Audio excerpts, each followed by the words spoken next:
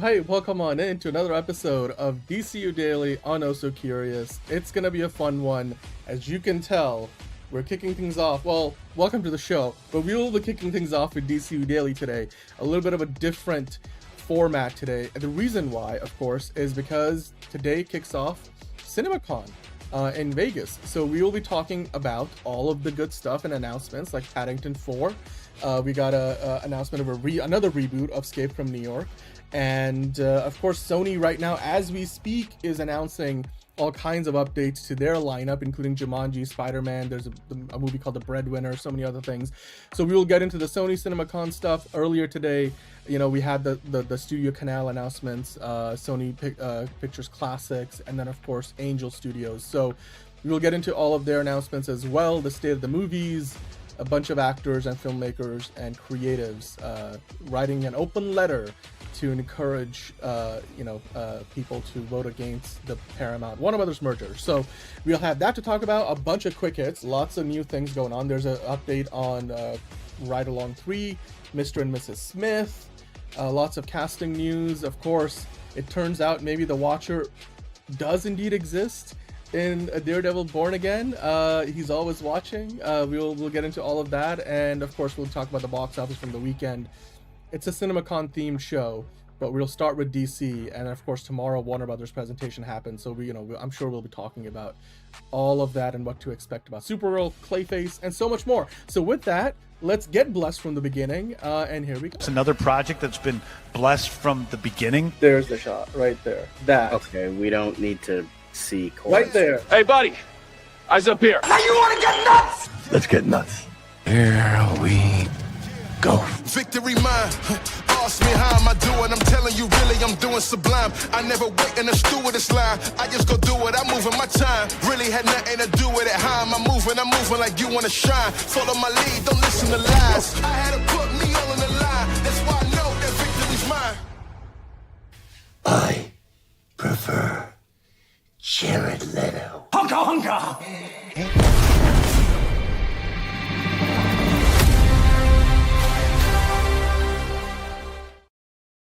All right, welcome on in to DCU Daily. That's where we're starting today. Of course, we already have Figure Drawing in the chat telling John about how the early inside reviews from an early screening of Avengers Doomsday, those reactions are pretty gosh darn good. We will talk about that in MCU Weekly coming up. Hello to D. Cole, how are you doing? Hello Terrence, hello Eric, and hello Steven. To everyone watching live, we appreciate you. We welcome you on in. Hit the like button while you're here. It really does help us out. Share the video. Let your friends know. We'll be covering CinemaCon all week long, as well as of course everything else. It's a busy week in Hollywood. It's a busy week in Vegas, and that means it's a busy week on Also Curious and DCU Daily. So with me, as always, today, I've got John. How are you doing today? A long day, but okay day, I guess. So a lot of exciting shit, I guess. I don't know. I'm just kind of disassociating at this point. Okay. Well, while you disassociate, I will answer the question from Steven. Yes, the Sony presentation did start. We will talk about the CinemaCon schedule later on, but just to kind of give you guys an update. So today's Sony presentation started at 6:30 p.m. local time in Vegas. That means 9:30 p.m. on the East Coast. Right now, as we are on the show, it's around 10:42. And so they're about a little over halfway through their presentation. It goes for 2 hours. So for the better part of the next hour, they'll continue on with the announcements. We're going to wait to talk about all of those things until the end, the whole panel is done. But we will get into the Sony stuff later on. So don't you worry. Any Spider-Man updates, both the Brand New Day and Spider-Verse, we will talk about all of those things and more. Hello, Marco. How are you doing? Steven says hello to you, John. So, as I said earlier, we will kick things off with some DC news. I figured we reverse the order of events so that buys us time till the Sony panel is complete, and then we'll talk about Sony's CinemaCon panel, which is going on for another 40 or so minutes. So, with that, let's get into some DC quick hits. The penguins, ducks, and parrots of DC news for those of us who suffer from bird blindness. Now, before we even get to the quick hits, I actually forgot that this was in the lineup, but we should not forget because it was, just terrible news over the weekend that John Nolan, the actor who you might know from the Batman films, the Dark Knight trilogy, he was also in Person of Interest, the series, and he was the uncle to Jonathan and Christopher Nolan, hence the name, John Nolan. And he passed away over the weekend at the age of 87. Of course, he was a member of the Royal Shakespeare Company, and the National Theatre. He was a stage actor first before he was on screen.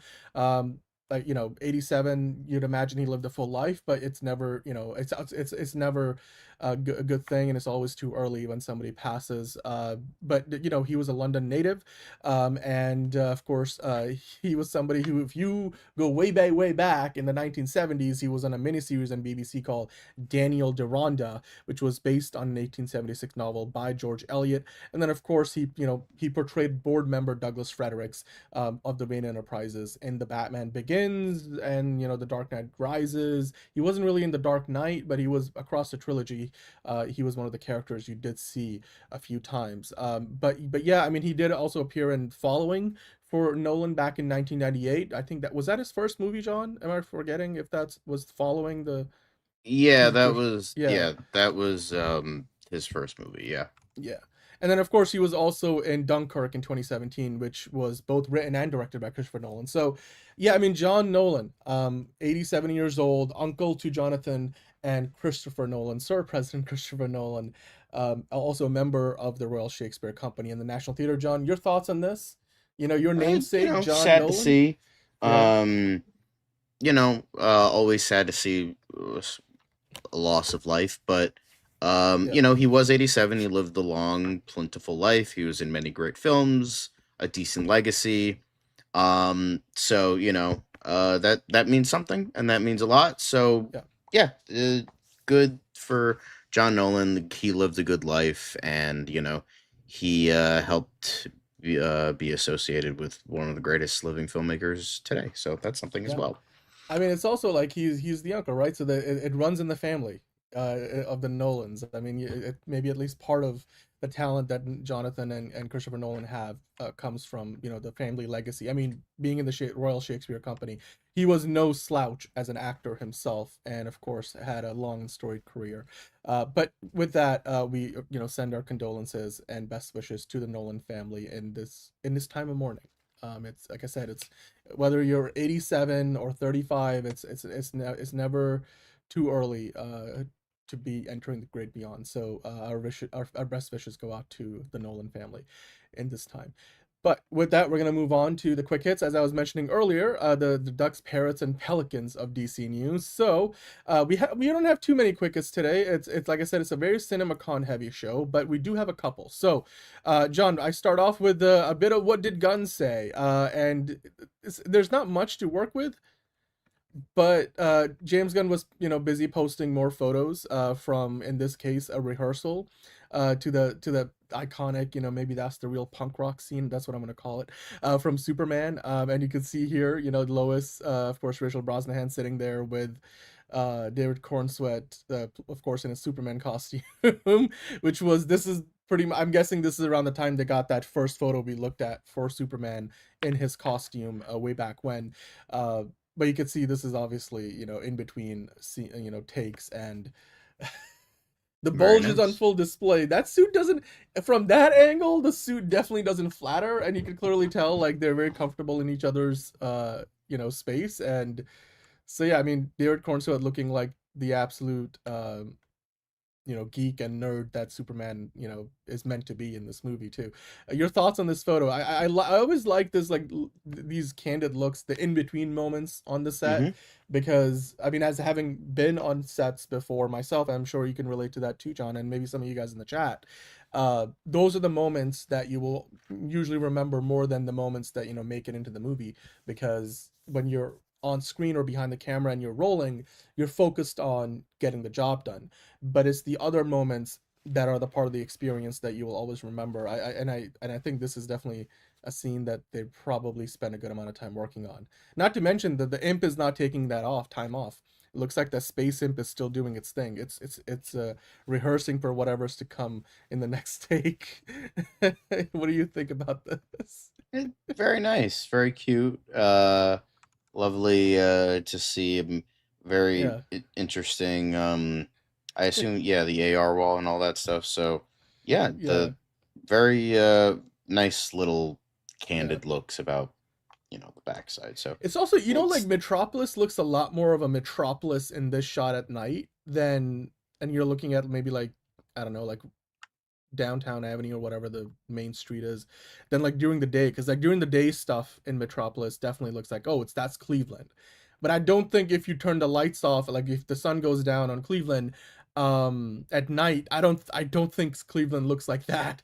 That skyline definitely looks like a much bigger city than when we see Superman fighting like the kaiju in the city. But I mean, yes, figure drawing, they do look like diapers in this shot, the trunks. Definitely do. I definitely got that impression. It's like, and if those are diapers, then either Superman's packing, let's or not feed into the you know. whole diaper man fucking shit. Like, they look fine. Oh, you can. All right. I did not know that was a thing. I'm just I that was my Come legit. on, I was like, kind of look like that's the they're- whole fucking. Oh, look, it's diaper man. Duh, duh, duh, duh, duh. So, Okay. last thing I want is to fucking feed those Okay. missiles. So, let's not. But anyway, I will say though, I want to explore more of Metropolis at night, because the closest thing we got was like when they're releasing the baby kaiju. I think that might be the only exterior scene at night that we saw of Metropolis. I mean, obviously, like Gotham City, you get to see more at night. But yeah, I did not know that Diaper Man was a thing. Figure drawing. I mean, John is more in those online circles. Oh than I yeah, am, because I see so, all the dickheads and assholes and so, fuckwads of Yeah, I choose to DC crap. not so. live in those circles. I don't know if that's like a Reddit thing or whatever, but I don't know. That's, well, you know what?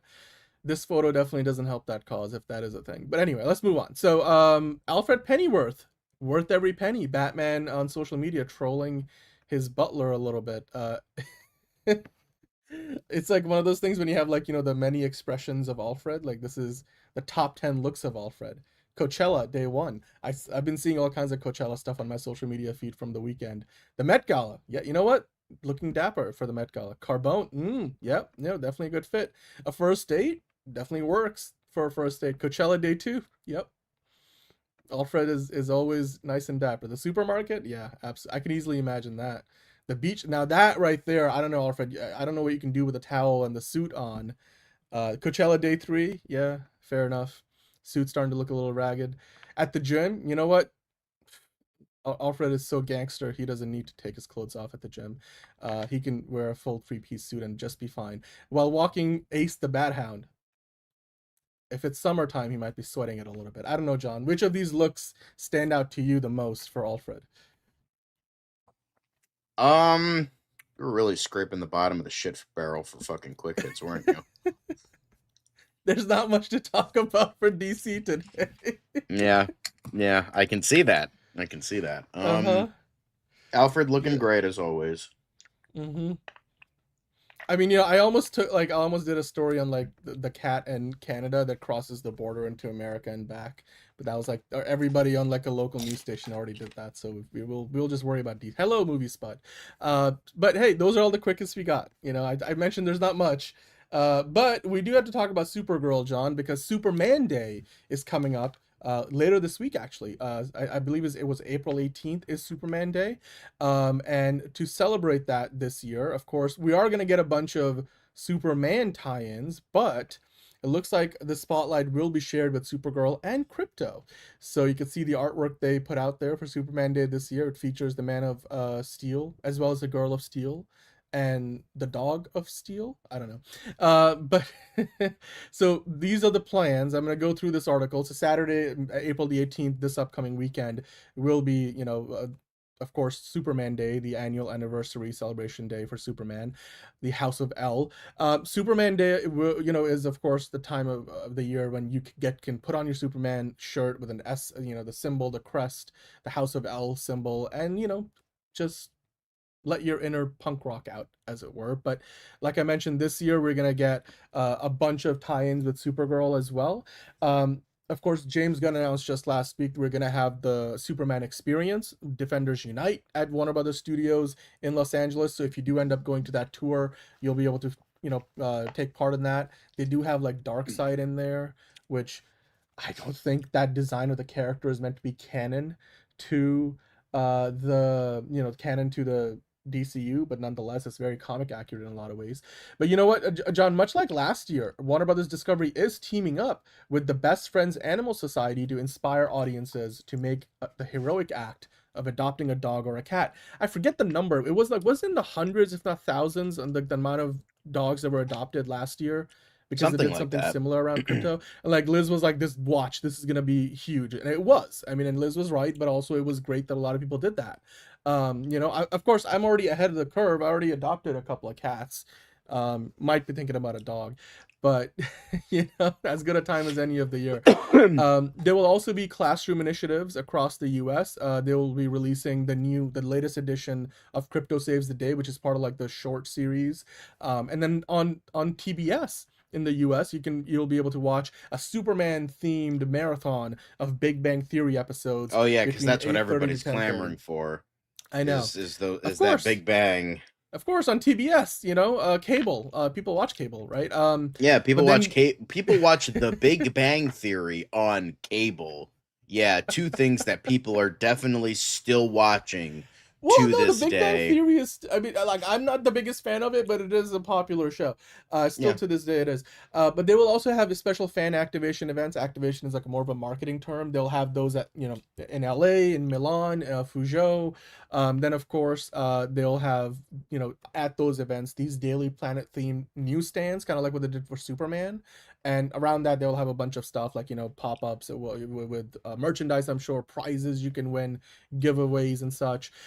So yeah, I mean, there's a lot happening around Superman Day from a fan centric perspective, but no word yet whether we're gonna get anything about Man of Tomorrow. Although I think it's pretty likely that the Man of Tomorrow stuff James Gunn is probably gonna save for next year when he's marketing Man of Tomorrow coming out in summer 2027.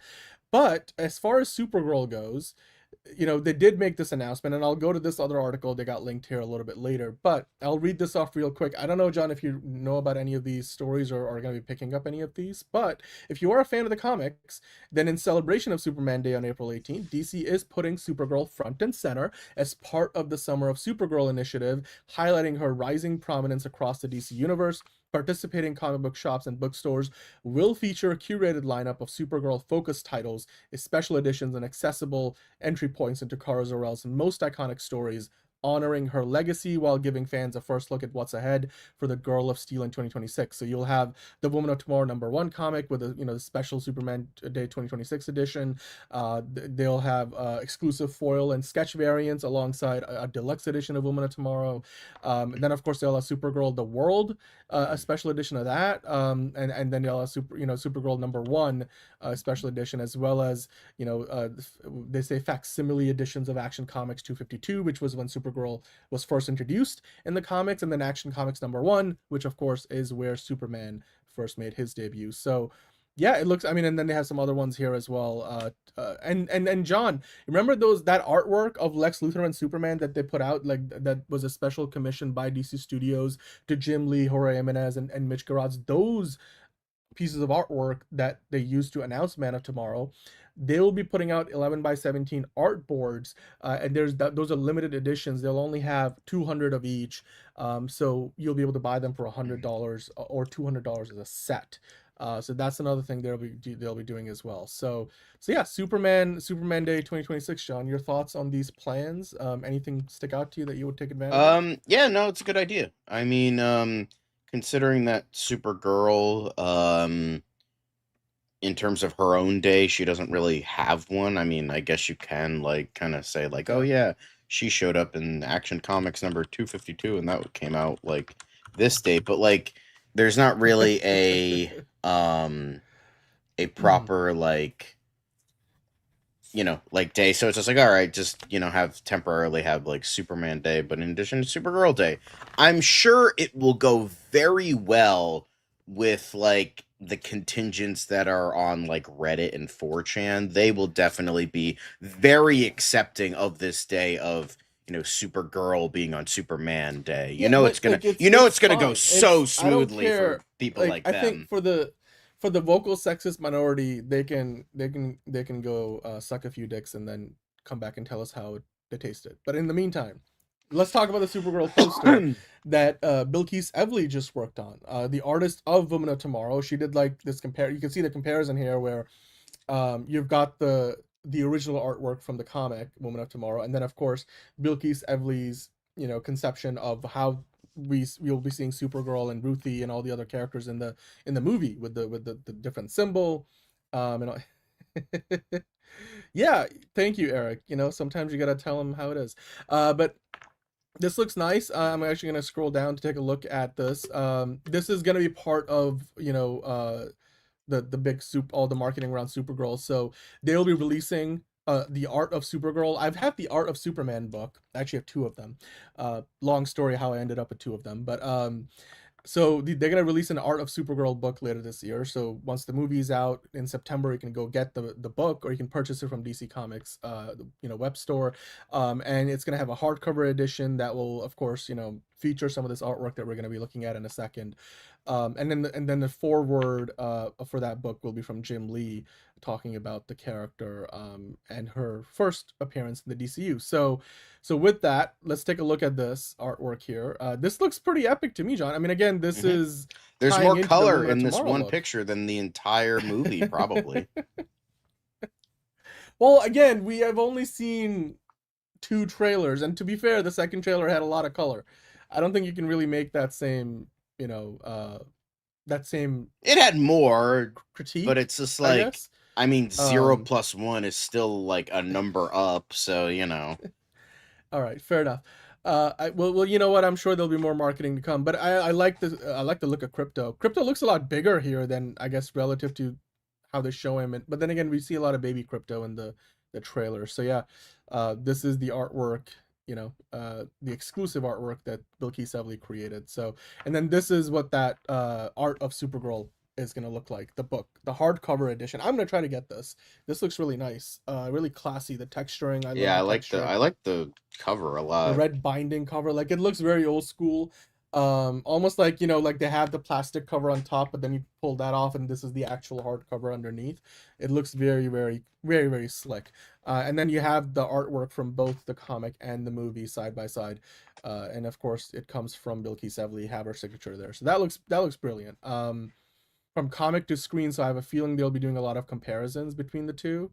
So I like that they're embracing the comparison, and maybe that will mean that we'll get some more insight into how they were inspired by the comic, and by that time we would have seen the movie probably several times. Hello, right dude, how are you doing? Just got home from work. That's awesome, perfect timing. The Sony comic CinemaCon presentation is still ongoing. We will get to the Spider-Man stuff and the Sony panel a little bit later in the show. We're just waiting for the panel to finish so we can then do it all together. But absolutely. So do stick around. Jace IG. I'm trying to say your name right, man, but hopefully you're enjoying the show. Yeah, that Supergirl does look nice, movie spud. John, the consummate DC hater. How's John becoming? John is not a DC hater. John is a Marvel hater, if anything. Honestly, yeah, I've been sucking Marvel's dick for the past few months with how fucking like good this year. Like, honestly, this looks like a better year for Marvel than it does for DC, and that's saying a lot. No, but I mean, Marvel has a lot more stuff coming out. I feel like it's no, but even then, like all the stuff actually, yeah. Like, but the thing is, last year they had a lot of stuff coming out, and all you had fucking Captain America, Brave New World, which sucked, Thunderbolts, which was mixed, Fantastic Four, which was mixed. Then you had Ironheart, which nobody gave a fuck about. You had Born Again, which sucked. So it's just like you can have a lot of content, and it sucked. But the thing is, you had Wonder Man and Born Again, which are both were very well received. You have Spider Noir, which a lot of people are excited about. That looks really good. Then people are actually excited about Brand New Day, even the people that didn't like the previous trilogy from the MCU.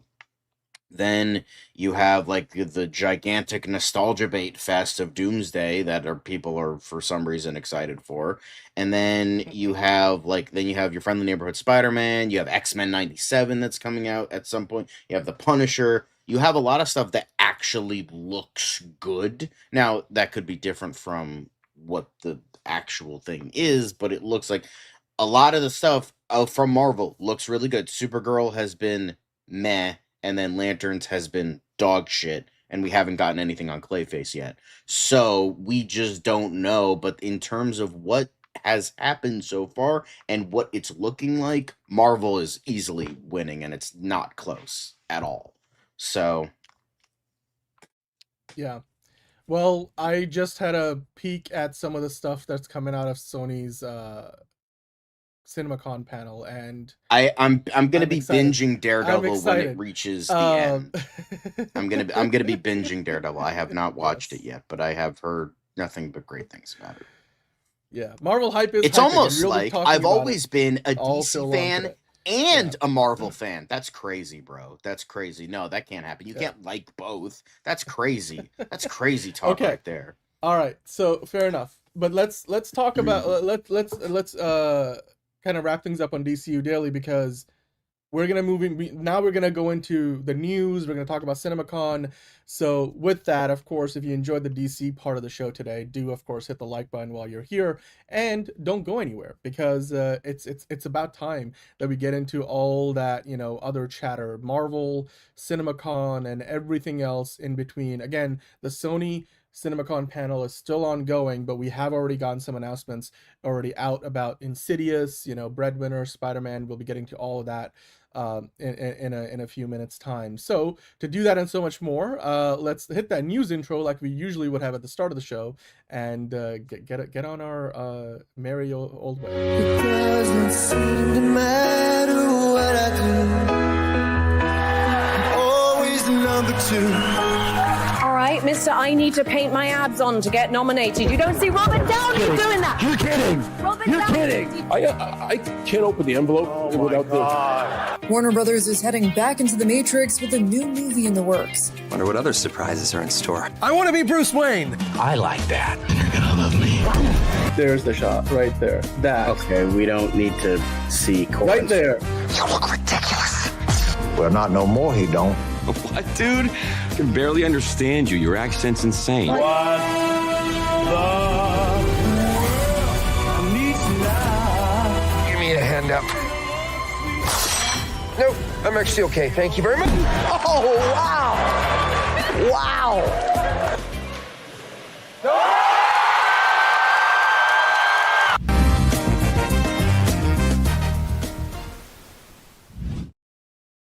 All right, welcome on in to the news. John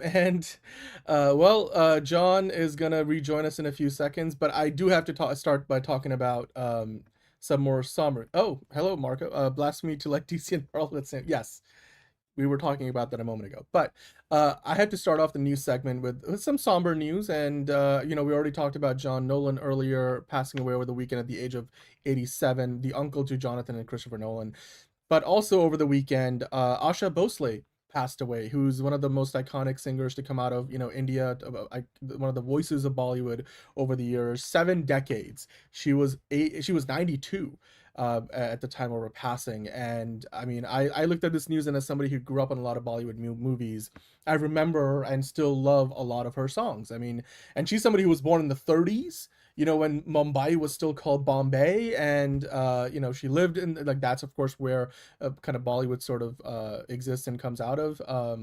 If you know those movies, I mean, her second husband R.D. Burman was like the music composer that she collaborated with for decades and has some iconic hits, which, if you are familiar with Bollywood music, then Asha Bhosle is one of those names. Like, she's somebody who would be part of the in memoriam segment at the Oscars, maybe next year, but certainly a career worth celebrating. And if you don't know her music, maybe look it up and you might enjoy it, even if you don't understand it. But Sid Croft, also another one passing away. It's just, I mean, again, it's just part of life, how it goes. But yeah, I will always remember her music. I just wanted to kind of spend a minute or two to talk about that and remember her, because her, alongside her sister, I think her older sister, Lata Mangeshkar, because actually Asha Bhosle's name was Asha Mangeshkar before she got married. She took her first husband's last name, and then that's what she stuck with. But her older sister passed away, Lata Mangeshkar, like a few years ago, and she is like the voice of Bollywood. Like, she is the most iconic voice, in terms of singing voice from Bollywood. And then Asha was her younger sister. So, Well, I know, okay, Ron, but I'm covering it because I want to talk about it, and I think that's a fair reason to do so. But yeah, I wish everybody in the Mangeshkar Bhosle household, have families, and I mean anybody who loves Bollywood is remembering her in this time of mourning. So our best wishes go out to her right now. But in the meantime, we're gonna move on to talking about the box office, of course. Uh, it's a lot to get into on the show today. Remember, as I go through the show, I'm just gonna give you guys a few reminders on the rundown. So we're talking about a lot of CinemaCon today. We're gonna get into more CinemaCon stuff in a bit, but right now I wanted to kind of like get through a few other things. We do have quick hits as well. We were waiting for the Sony CinemaCon panel to finish. They've already put out a few announcements, but I want to wait till the entire panel is done so we don't miss out on anything, because it's a packed couple of hours that they've been ongoing. So in the meantime, I want to bring up the box office for the weekend, because it was an eventful weekend at the box office, and of course Super Mario Galaxy was again at the very top of the pile. It actually crossed 300 million domestic and 600 million worldwide. It is now the #1 movie of the year. Meanwhile, Project Hail Mary, the previous #1, also crossed $500 million worldwide. So again, a great start to the year at the box office for cinema, for Hollywood in general. It just looks like we are off to a much better start than we were last year. Definitely, I mean the numbers prove it, and we'll get into that a little bit later in the show. Then you look at of course Yumi and Tuscany, that was also doing fairly well, and then the drama is still staying high up on the weekend box office. So I mean nothing too surprising here in terms of performance numbers. You look at North America, 69 million is what Super Mario Galaxy brought in, which is a 48% decline. That's for a movie that opened as big as it did to only be down 48%. Now when they say 48%, they're talking about the Friday, Saturday, Sunday 3-day weekend, because remember last week we were talking about the numbers for Super Mario Galaxy. We were talking about like a number that was accounting for the 5-day opening weekend, going from Wednesday into Sunday. It was like a big holiday weekend, right? Easter weekend. So these numbers, 69 million is only down 48% from last Friday, Saturday, Sunday. So to kind of make it a fair comparison, but that brings us the domestic tally to 308 million through the weekend, and then of course it brought in another 84 million in 88 markets for a foreign total of 321 million. You do the math on that, it ends up being over 628 million dollars worldwide, which I mean easily makes it the biggest movie of the year so far. Of course, like I mentioned, Project Hail Mary coming in at over 500 million worldwide. And with that, I did want to quickly go through the top 10 from this weekend. 69 million. Thank you, Eric. Of course. But the top 10, I mean, this list mentions the top 25. I don't think we need to go through all 25 of them, quite frankly. But as far as domestic totals go from this past weekend, these are the actual numbers, meaning like these. So once all the final tallies come in, the actual numbers, I mean, they kind of vary a little bit here and there, but like nothing too surprising. The final tally was a little bit down from the 69 million they were looking at just a moment that we were talking about from the estimates. So now it's 68.08 million for Super Mario Galaxy. So I guess the 69 million did not the unholy stepchild in between 69 and 67. So poor 68. Poor 68. Because 689. Wait, does that make sense? In that, never mind. Project Hail Mary sitting at number 2, 24 million. John, this is still pretty impressive, because now isn't it like what in its 4th week? It's been out for a month now, right? I'm not wrong about that. Yeah, around there probably. Around there. I mean, look at the domestic tally though. I mean, yes, Super Mario at 307 million is impressive in just less than a full 2 weeks of release. I mean, it's only been in theaters for what, like 11 days, something like that. Whereas Project Hail Mary at 256 million, again, it is the biggest movie that Amazon MGM has ever put out, and so it's continuing to make money. I love that. I still want to go see it more and more. Both of these movies are still playing in over 4,000 theaters, so about as wide as it can be. The drama picked up another 8 million, so that's now sitting at over 30 million for A24. That's doing quite well for an A24 movie, of course. And then Yumi and Tuscany opening at number 4.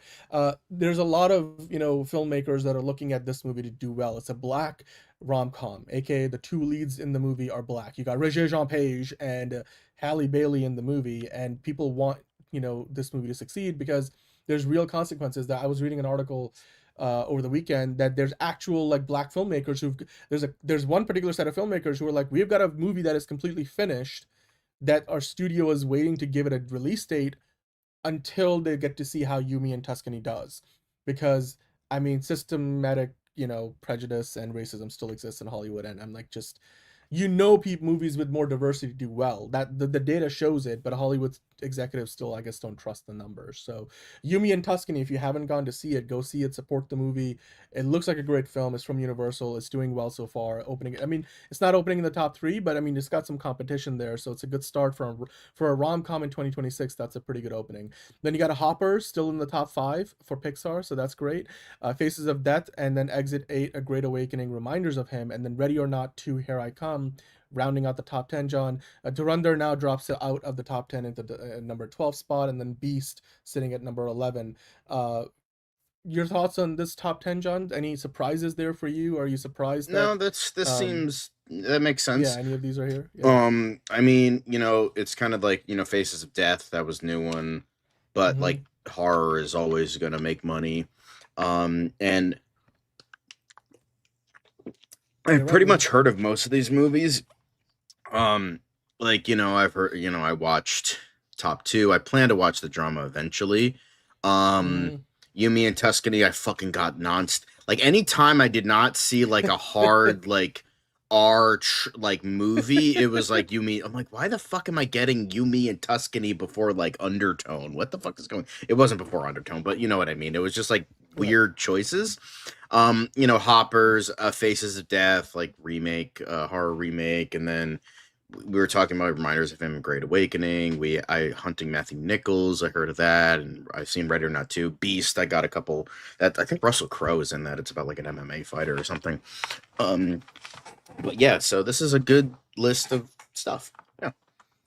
Yeah, absolutely. It looks pretty good for the box office. Like, I think who was in the chat saying this? I mean, yeah, right, dude. You're saying that it is. I mean, looking like a pretty good start to the box office this year, Movie Spud, and then Super Mario Galaxy could be the highest grossing animated movie of the year. Of course, it is still a year where we're gonna get Toy Story 5 and another Minions movie, so it's definitely got some competition. But yeah, as far as You and Me and Tuscany goes, go support the movie. Whew, that sneeze was coming. And now it's gone. So that's the box office report for you guys. Let us know what you thought about that. I mean, if there's anything to surprise you, we'd love to hear from you. Get in the comments. But hey, let's get into some CinemaCon talk. Specifically, while we are still waiting for, as we do the show live, the CinemaCon panel from Sony to wrap up before we talk about any of their stuff. I wanted to kind of talk about the state of the movies, right? Because at this time of the year, every year when CinemaCon's about to happen, and it is happening, all these theater owners, a lot of the studio executives, and the higher C-suite employees are all in Vegas, and then just the town as a whole and the industry as a whole is trying to like take account of where we stand in the world of the movies. And the business of the movies is certainly, it feels like we're at a crossroads, but also in terms of just, where the trends are going, between mergers and acquisitions and audience, habits changing and coming. We're still kind of in a recovery mode from the pandemic. There's a lot of things that are sort of, both up in the air, but at the same time, there have been some good, initial indicators this year, John, like this Variety article is pointing out. And I'm going to go through a bunch of stuff here because we kind of collected a few of these analysis report, articles, and then I wanted to just kind of get your take on this too, and you guys in the chat, of course, chime in as you go through this, because as we were just talking about, the box office this year has gone off to a much better start than anything that we were seeing this time even last year. Last year was like the whole like, oh my god, it's gonna be like the first really big year since the pandemic. I think Adam Aaron from AMC had kind of coined this phrase of survive till 25, and it made sense because there were like 3 Marvel movies. We had Avatar, another Avatar film. And we had Superman coming out. People didn't think F1 would be as big as it ended up being, but there were a lot of big movies that people thought would make a ton of money. I mean, obviously the animated movies that came out also did well. But the box office was kind of flat with where things were the year before, ultimately. I mean, Minecraft did really well, but still, like, it actually kind of just fell short of $1 billion. But this year, we've gone off to a much better start, with Project Hail Mary being over 500 million already by the time before the end of April. But, just if you count just Q1 of this year alone, I mean, you add Super Mario into the mix as well. It's a great start to the year. We're actually well ahead of any year since the pandemic, which, generally they go back to, like, pre-pandemic is 2019. Then, from then on, you're kind of like pandemic, post-pandemic. So, yeah, movie theaters have staged quite a bit of a comeback. And in this article, they were kind of talking about that. But also, it's to start things off, they were talking about how Penn Ketchum, who is one of the theater owners, like more of a mom and pop shop, Penn Cinema. He's a co-owner of Penn Cinema, a regional theater chain, so not really a big theater chain. They invested $2 million, taking out like a big loan to basically upgrade their lobby in a Pennsylvania location, as well as create a beer wall where people can go and pour their own draft beers. And then they added a lounge area for patrons to enjoy their food. And a lot of theaters I've seen, not as in like this is a broad stroke, everybody's doing it, but I've noticed especially a lot of the smaller theaters are trying to find other ways to bring audiences in. And like, for example, in the case of Penn Ketchum, their company's revenues are up 10% year over year. Part of that has to do with how well the year has started, with like Hoppers doing well. There was Goat, the Goat movie, that Steph Curry produced. Then Project Hail Mary, now Super Mario, and then we get into like Lee Cronin's Mummy, and then after that you're getting into like getting closer to the summer. You got Disclosure Day, Supergirl, Spider-Man. It's gonna be a big year at the box office, hopefully. But revenues, the question becomes, we're kind of, ever since the pandemic, we're still hovering around $9 billion domestically every year, versus before that it was 11 billion. And so that becomes the question, like, are we going to be able to get there? Because even with like Zootopia and Avatar and all those movies last year, we weren't really, doing any better than we had done since 2019. So this year, though, John, I don't know if you're able to maybe search the number 113 in this article.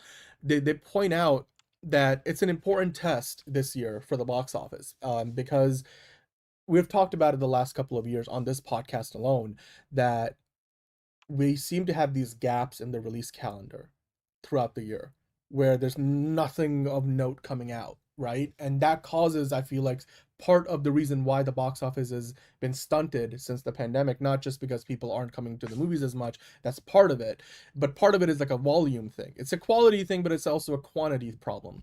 And for example, this year, the number of wide releases, aka movies, released by big studios and like thousands of theaters as opposed to a few hundred theaters, they have gone up from 91 last year to 113 this year. And that's according to ComScore. Now, that, of course, includes Christopher Nolan's would-be blockbuster, The Odyssey, Dune Part 3, Avengers Doomsday, Spider-Man Brand New Day. So movie theaters are expected to be busier this year. In fact, we're already 23% ahead of last year's first quarter in ticket sales, with movies like Wuthering Heights, Scream 7, of course, the other ones that I've mentioned, all doing really, really well. And it looks like also I mentioned this the other day, John. I think you were on the show that day. I don't know if you were on the show that day, but there was a recent Fandango study where they found out that Gen Zers are like the most avid moviegoers today, and that's like a big differentiator from the cable industry, where most people that watch cable today tend to be older audiences. So cable is really a dying industry, because literally the audience for it is will likely die off sooner. So whereas movies, the one thing they can lean on is you got a younger audience. You got Gen Z that wants to go see all these movies. And so I think when Universal made the decision to like up their exclusive theatrical window from 17 days to 45 days, it makes a lot of sense, because John, like, quite simply, their numbers might be telling them exactly this, that it makes all the sense in the world that we need to be putting movies out in theaters for longer.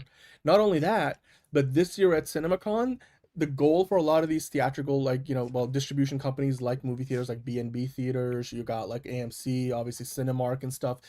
What they're going to be trying to do is they're going to be pushing for not just to make the 45-day exclusive theatrical window an exclusive, but to also try to push for, 120 days before a movie hits a streaming service. That's my question to you, because back in the day, I feel like that was pretty normal. That, even if a movie, is not exclusively in theaters only, like after 45 days, or let's say 90 days, it used to be 60 to 90 days. Now, like, if they can make it 45 days, what that would mean is day 46, it's available to rent or buy on digital. And, then eventually you end up putting it on Blu-ray, so you can go get it on physical media on DVD. And then after 120 days, okay, after 4 months of the movie having been out, and the only ways you can watch it for the first month and a half is in theaters, and potentially longer, and then you have to still rent it or buy it somewhere. Only then, 4 months after its release, movie theaters would like to see 120 days between the movie coming out and when it actually hits a streaming service. And they're saying, look, it's going to take us time, maybe a year, to kind of re-educate the audiences and the public that you're going to have to wait. If you're not going to go see it in a movie theater, or you're not going to like pay to see it at home, like on a on iTunes, you buy it or rent it, or on Amazon or whatever, you're gonna have to wait 4 months. Like, used to be even longer back in the day, but I guess 4 months is better than what we got right now. Because Cineworld's Regal Cineworld CEO was saying in this article that customers basically see streaming services like Amazon Prime, Netflix, Disney Plus, they see them like utilities. So they're not paying extra money for them because they already pay for them as part of their budget every month.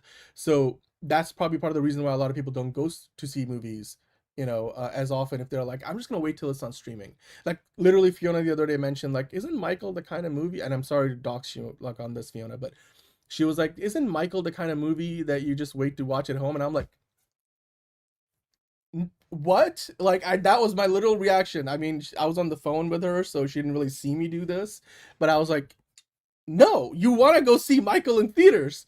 What? Like, I did a literal double take. If I had a sip of water in my mouth, I would have done a spit take, because hang on. I gotta do this properly. I gotta do it properly. I don't...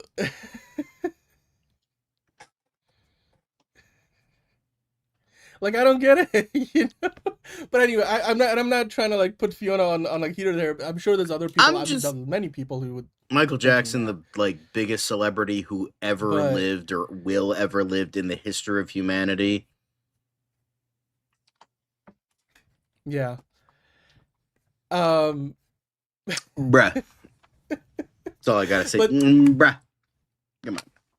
I don't want to spit take because I don't want to get shit all over my camera. No, it's all good. But John, the point I was trying to make is, do you think that is the answer? I mean, because I think they're making a few good points here. All these different CEOs and like owners of movie theaters, big and small, that not only do we need like that 45-day theatrical window, like, what Universal we need is committing a fucking 2-year theatrical window, and then you wait 5 years to get on streaming. That's what I fucking want. Well, if you're in France, they have a law where you can't put anything on streaming after it comes out in theaters for 18 months, right? Remember we talked, like, if you live in France, like France, time, it's broken clock. Yeah, I mean, the point I was trying to make though, John, like, well, the question I want to ask you is, like, do you think that is the right idea, that not only do we need to keep the theatrical window exclusive for at least 45 days. I mean, Disney already does 60 to 90 days depending on how popular the movie is, and they've shown that it works. Obviously, with they still Universal have the most theirs, billion-dollar movies. Yeah, to 45 days. And Warner Brothers tends to do around 45 days. I mean, they've made exceptions. Like, I mean, I still don't think they should have put Superman on digital after 35 days, but they do still reserve the right to go under that number, whereas Universal, I think, is ramping up. I think by 2028 they're going to be like definitely at 45 days, but they're slowly going up from 17 to like 30 and then 45. So they're going to do it gradually, but do you think that extra like time, let's say from day 45 to day 120, you can I did talk about this. I had like a whole thing of what they should do, what I think they should do, and what they should do, because I think it should be a 90-day, like what it used to be, a 90-day window. Then for like maybe another 90 days, it's digital. Like, and I'm talking about like a digital of like $20, like digital, because that's what it 20. usually I mean, is. I paid like $30 for Top Gun to buy $30, digitally, $20, whatever. like Sometimes it's 20, sometimes it's 30. Usually I see it's 20. And then and then maybe for like 30 days, it's like it's like released on like, or like in that 90-day window, it's like released on Blu-ray, DVD, 4K. And then eventually after those, which is around 6 months, maybe wait another 2 months, and then it's on streaming. I don't know. Like I had this whole explanation. I forget what fucking episode we were talking about it, but like go back to that one, because I had a really good like thing. Of course, I don't remember it now, but it was essentially like at least 90-day window. Then for 90 days, have it on digital, and then maybe after like that, then you put on Blu-ray, 4K, all that shit, and then eventually it's streaming. It just like, you gotta make people impatient at this point, because the thing is, you trained people to wait not long amounts of time, and even when they tried to raise that that space, it was like, well, okay, fine, I'm not waiting 2 weeks, I'll wait 4 weeks, a month, whatever. And now you really gotta stretch the patience, like with Project Hail Mary. I bet there are a lot of people out there that are like, okay, I'll wait till digital. Make them fucking real. Like, no, one, it's gonna be in theaters for a long time. I could see this still being in theaters when like fucking like Supergirl hits. I could see it, but just like make it so like, oh, it's by May, June, it's still in theaters. Are you sure you don't want to see it in theaters? Look at how enticing Ryan Gosling is. Like, come on now, get in here. And so you gotta entice them. You gotta make sure that it's like, oh, this is what it is. And that's the thing. It's you gotta entice them more. And the thing is, you gotta make them impatient. Like, that's the two biggest things. As Ryan Gosling himself said, we got to make movies worth seeing. But in addition to that, train them to become more impatient so that they will go to the movies and see them in a theater. So the movie theaters don't fucking die. Yeah, I mean, also like part of what they wwere saying, and I mean, I'm just going to kind of wrap this up.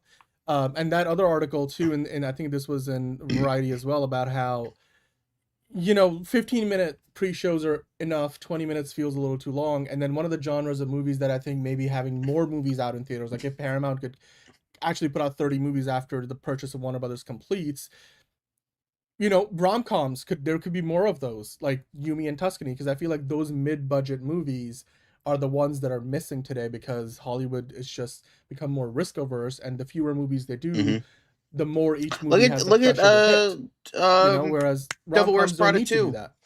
That's another one.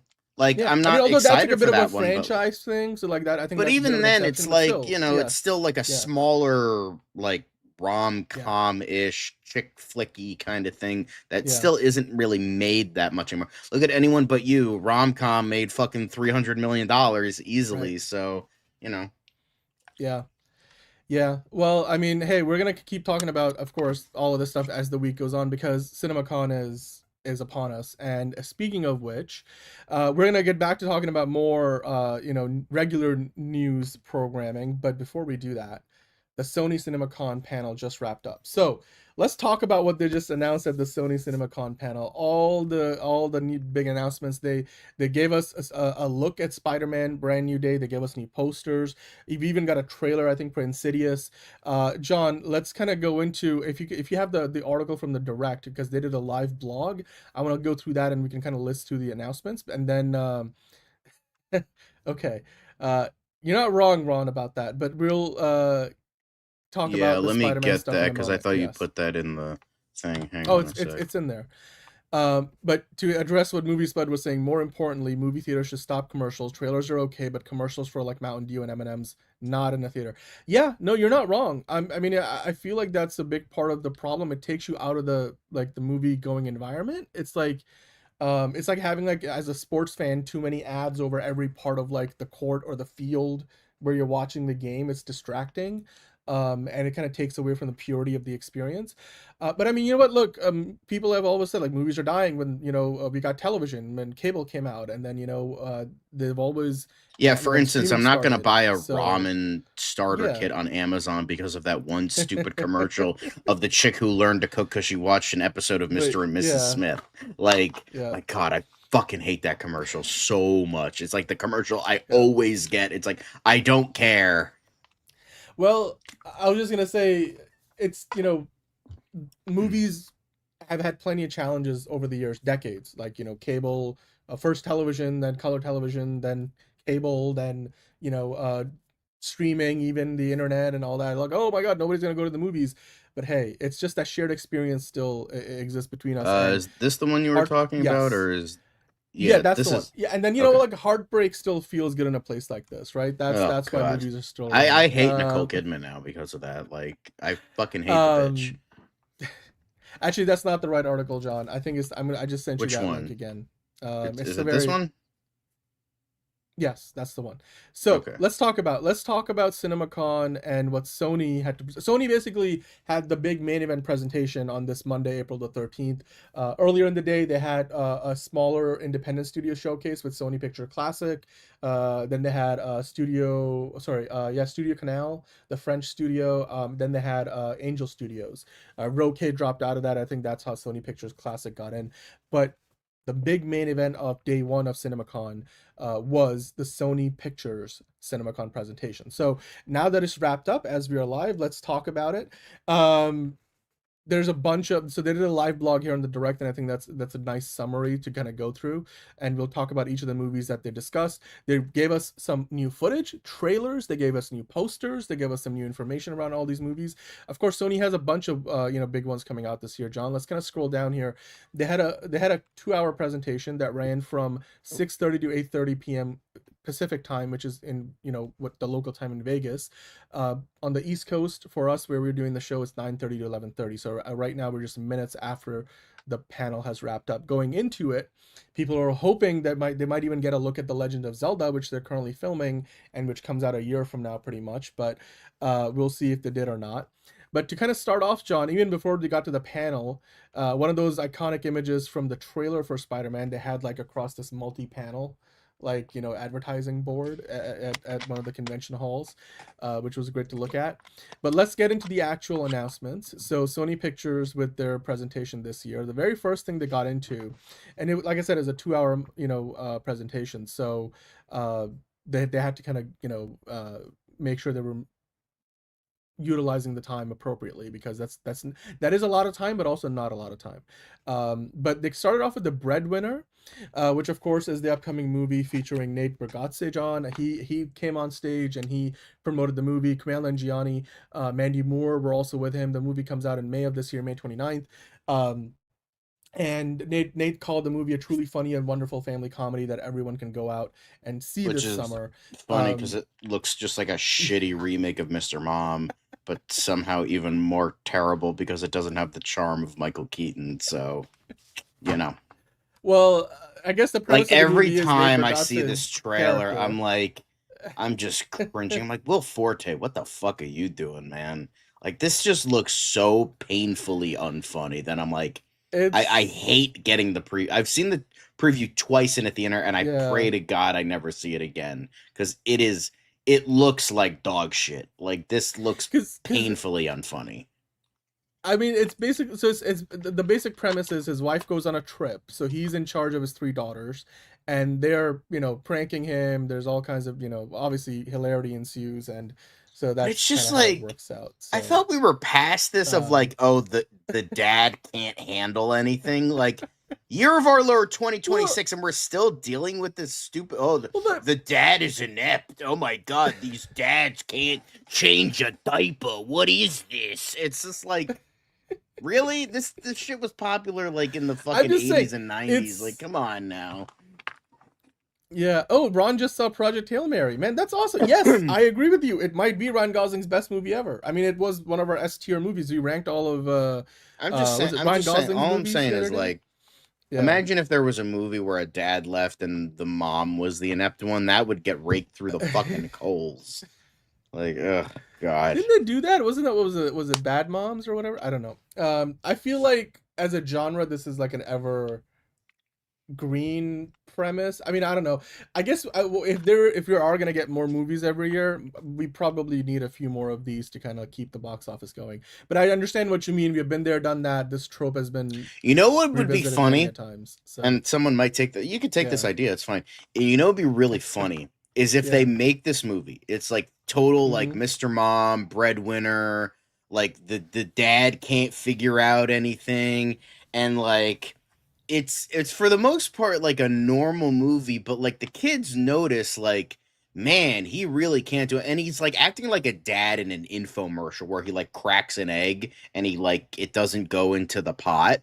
And it's just like he's an idiot. And like you first think it's normal, and then it's like a 180, and it's like it turns out that he was like a doppelganger. And like he either got like abducted by aliens or like he's a serial killer with like got plastic surgery, and then it turns into a weird sci-fi horror movie. That would be a much better, like, if to make it work, do something like that, because then it's like then it's like, you know, the day is saved, the dad comes back, he's like, yeah, you couldn't even crack an egg. He's like, wow, I sound fucking stupid. I'm glad that I am a good man and father that can figure this shit out, because, you know, it's the year of our Lord 22. And they mentioned that in the trailer too. It was like, oh, they're stay-at-home dads. It's like, yeah, it's almost like this is from a stupid bygone era and it's not funny anymore. Yeah.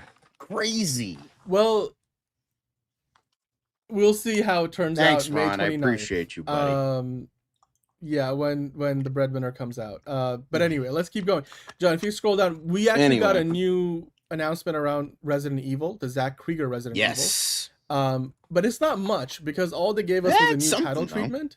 It's just so we know what the logo looks like now. Resident Evil comes out later this year, of course, September 18th of this year. John, are you excited about this? He's gonna have Austin Abrams. I'm excited. I know all the Paul Walter Hauser video game fans aren't, but like considering Zach Krieger, although let's scroll up to the logo, like what we're talking about. Although Zach in this case is spelled wrong, it's with an H, not a K. It's like, ooh, somebody did a typo.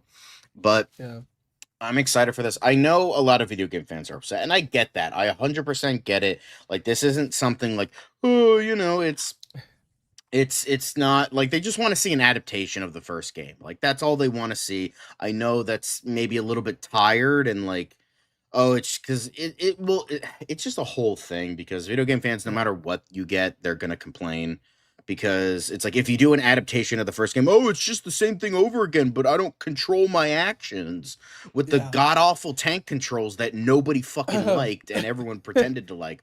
Anyway, so it's like, if you do that, you're gonna fail. And then if you do something, oh, it just takes place in the world and it's its own thing, then oh, that sucks too. But it's just like, no matter what you do is just, I don't know, it's just like, I feel like they would complain anyway. Not saying that you shouldn't do that, it's just like, you know, the thing is, Zach Krieger has 2 great movies under his belt. Literally, his last movie won a fucking Oscar, and now he's doing something he's clearly loves and is passionate about.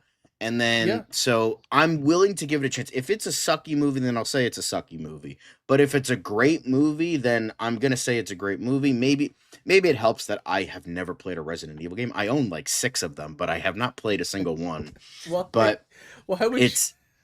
Because the thing is, they were on sale. There was a Steam sale, and like they were all like half off. So like I bought like 4 of them. We got 6 of them. Okay. Actually, I don't know how many. I'm not one to judge. It's fine. It's okay. I'm not. I'm gonna just skip past that.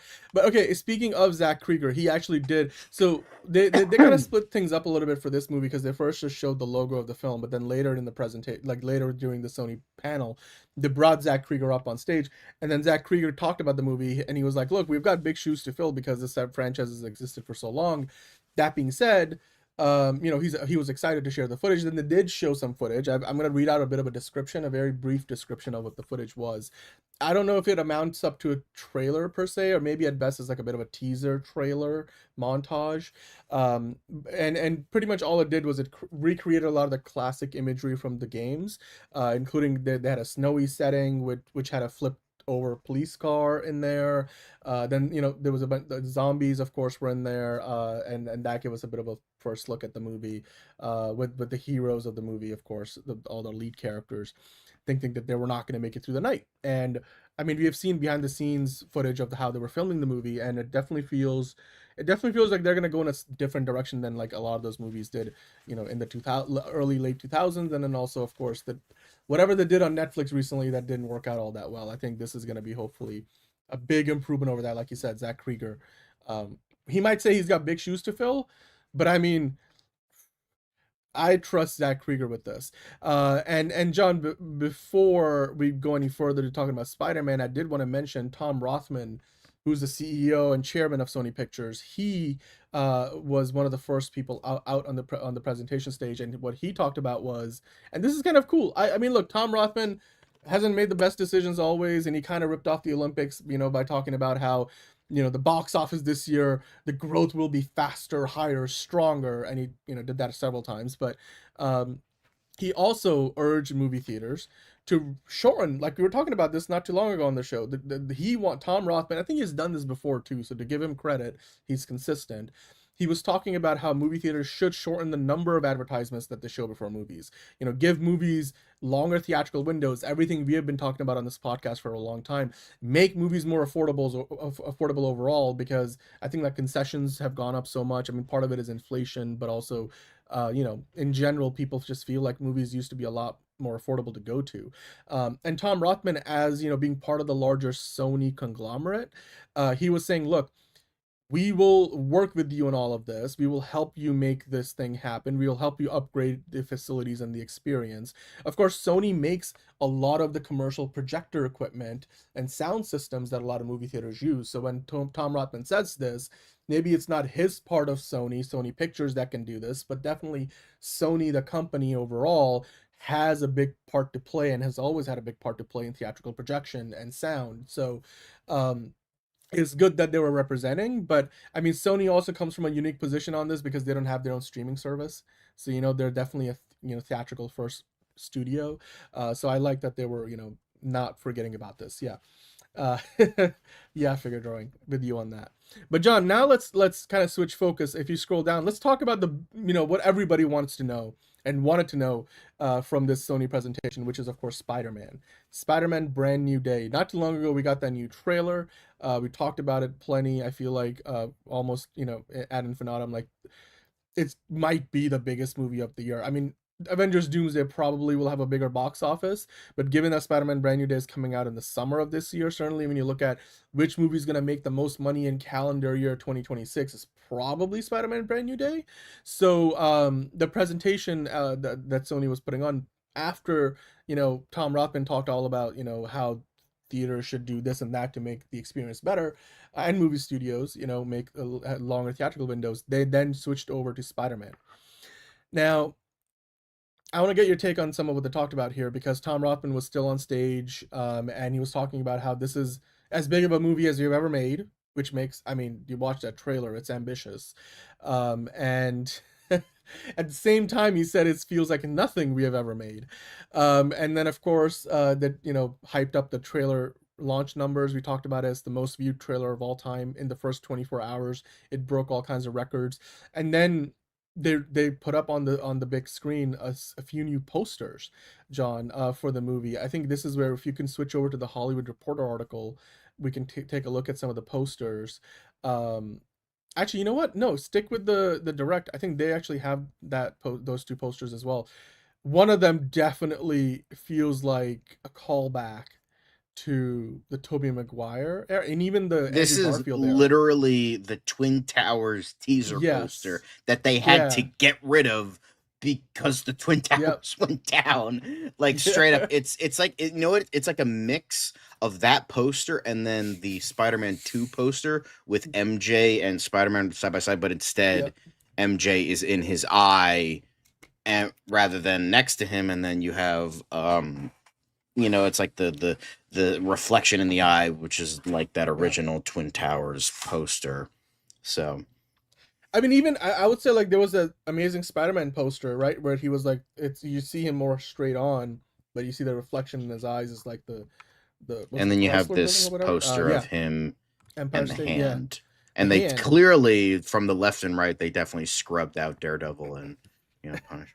No, I'm just kidding. They could have. I mean, I love this poster too. I think the other one just is. It's This that is one brilliant, top notch. But I love this. Exactly. You couldn't have said it any better. This is a great poster. That, I mean, it's also, isn't that the Freedom Tower? Where the Twin Towers used to be, I guess. And then so on the other eye, he's got the Empire State Building. So he's looking all across Midtown Manhattan, and Lower Manhattan, I guess. It's quite a bit of distance that he covers between those two lenses. Very personal too, because it's very much putting MJ, well, right in Spider-Man's eyesight. Eyesight. So, yeah. I don't know. John, after that, they did have, they actually finally officially addressed this. I guess the trailer did this because we saw Mark Ruffalo in this. But this is like the first time, like from a marketing perspective, they really talked about, yes, Mark Ruffalo, not only is going to be Bruce Banner, but we're going to see the Hulk in the movie. And Tom Rothman was hyping it up like this is Tom Holland's finest performance in the character, in the role. And then Tom Holland, who wasn't there, had a pre-recorded video where he, came on and talked about the movie. And then John, now this is the part, I'm going to read this out, so stick with me on this. But They actually gave us like a scene that we got a new scene from the movie that the people in attendance got to watch. And this is the party, the housewarming party that we see in the trailer. I think I think it's meant to be at MJ's house or apartment. And so they gave us that scene, which of course, and then and actually even before that, we get to see the convenience store. Or is it a convenience store, or is it like the cafe where MJ works? The cafe, it looked like. Yeah, so that's where it starts. Peter's, so I'm going to read this out from the direct.com. Peter is seen in the cafe from the trailer when Jacob Batalon's Ned Leeds walks in before leaving with things in his arms, and Peter follows Ned outside. Ned meets some friends and heads to a party as Peter follows and has flowers in his hand. Realizing he is in Ned's room, Ned comes out of the bathroom and surprises Peter. He mentions Spider-Man having saved him a few times in high school, and he's trying to figure out who the hero is so he can thank him face to face. Ned has even created a spider tracker app to track where the web slinger is, which is part of that kind of feels like a callback to Homecoming before Ned finds out that's Peter Parker is Spider-Man. But it's also kind of sad, obviously. Then at this point, Ned explains he's narrowed it down to two people who could be Spider-Man: Flash Thompson and Mr. Harrington from the original trilogy of movies, which obviously he's way off on both fronts. Now MJ at this point walks in and says, "Nice flowers," to Peter. Of course, he's still got the flowers in his hand, and then Peter says they're a housewarming gift. Great. They reintroduce themselves to one another, and Peter then introduces himself as Maynard. Wow, Maynard? Okay. A neighbor from down the hall, the same scene in which, of course, MJ calls him a friendly neighbor in the trailer. Now, at this point, we get to a part in the party. I guess maybe he's a Tool fan. That's why he's calling himself Maynard. Could be. Ron doesn't seem to think that Daredevil is in Brand New Day. I don't know. It's going to be interesting. I mean, he is a very good lawyer. So he is a very good lawyer. And he's in high demand right now in Hell's Kitchen. But anyway, so later in this scene, you get to see MJ kind of like talking about how she just turned down a new job at a quote unquote soulless corporation. And she says, something is telling me that I'm supposed to be. Maybe. I don't think they mentioned it by name. But she says, something is telling me that I'm supposed to be waiting for something great. Which sounds like a very dumb line of dialogue, but I'm sure when in the movie it will, sound great. And at this point, Eamon Esfandi's new character comes in and kisses MJ, which of course leads Peter to get upset. And then, Peter, of course, I get it, man. You're upset. Like, I would be upset too if I was in Peter's situation. At this point, he leaves the party. Yeah, bro, getting cucked without even realizing it. I think he realizes it. But then from here, they kind of showed a montage of scenes from the movie. They started out with the mysterious voice, that we all think is Keith David, saying spiders have 3 life cycles. But much like the trailer, then first Spider-Man is shown quipping to guards at a prison before stretching and making a few more jokes before a fight breaks out, while new swinging footage closed out the trailer.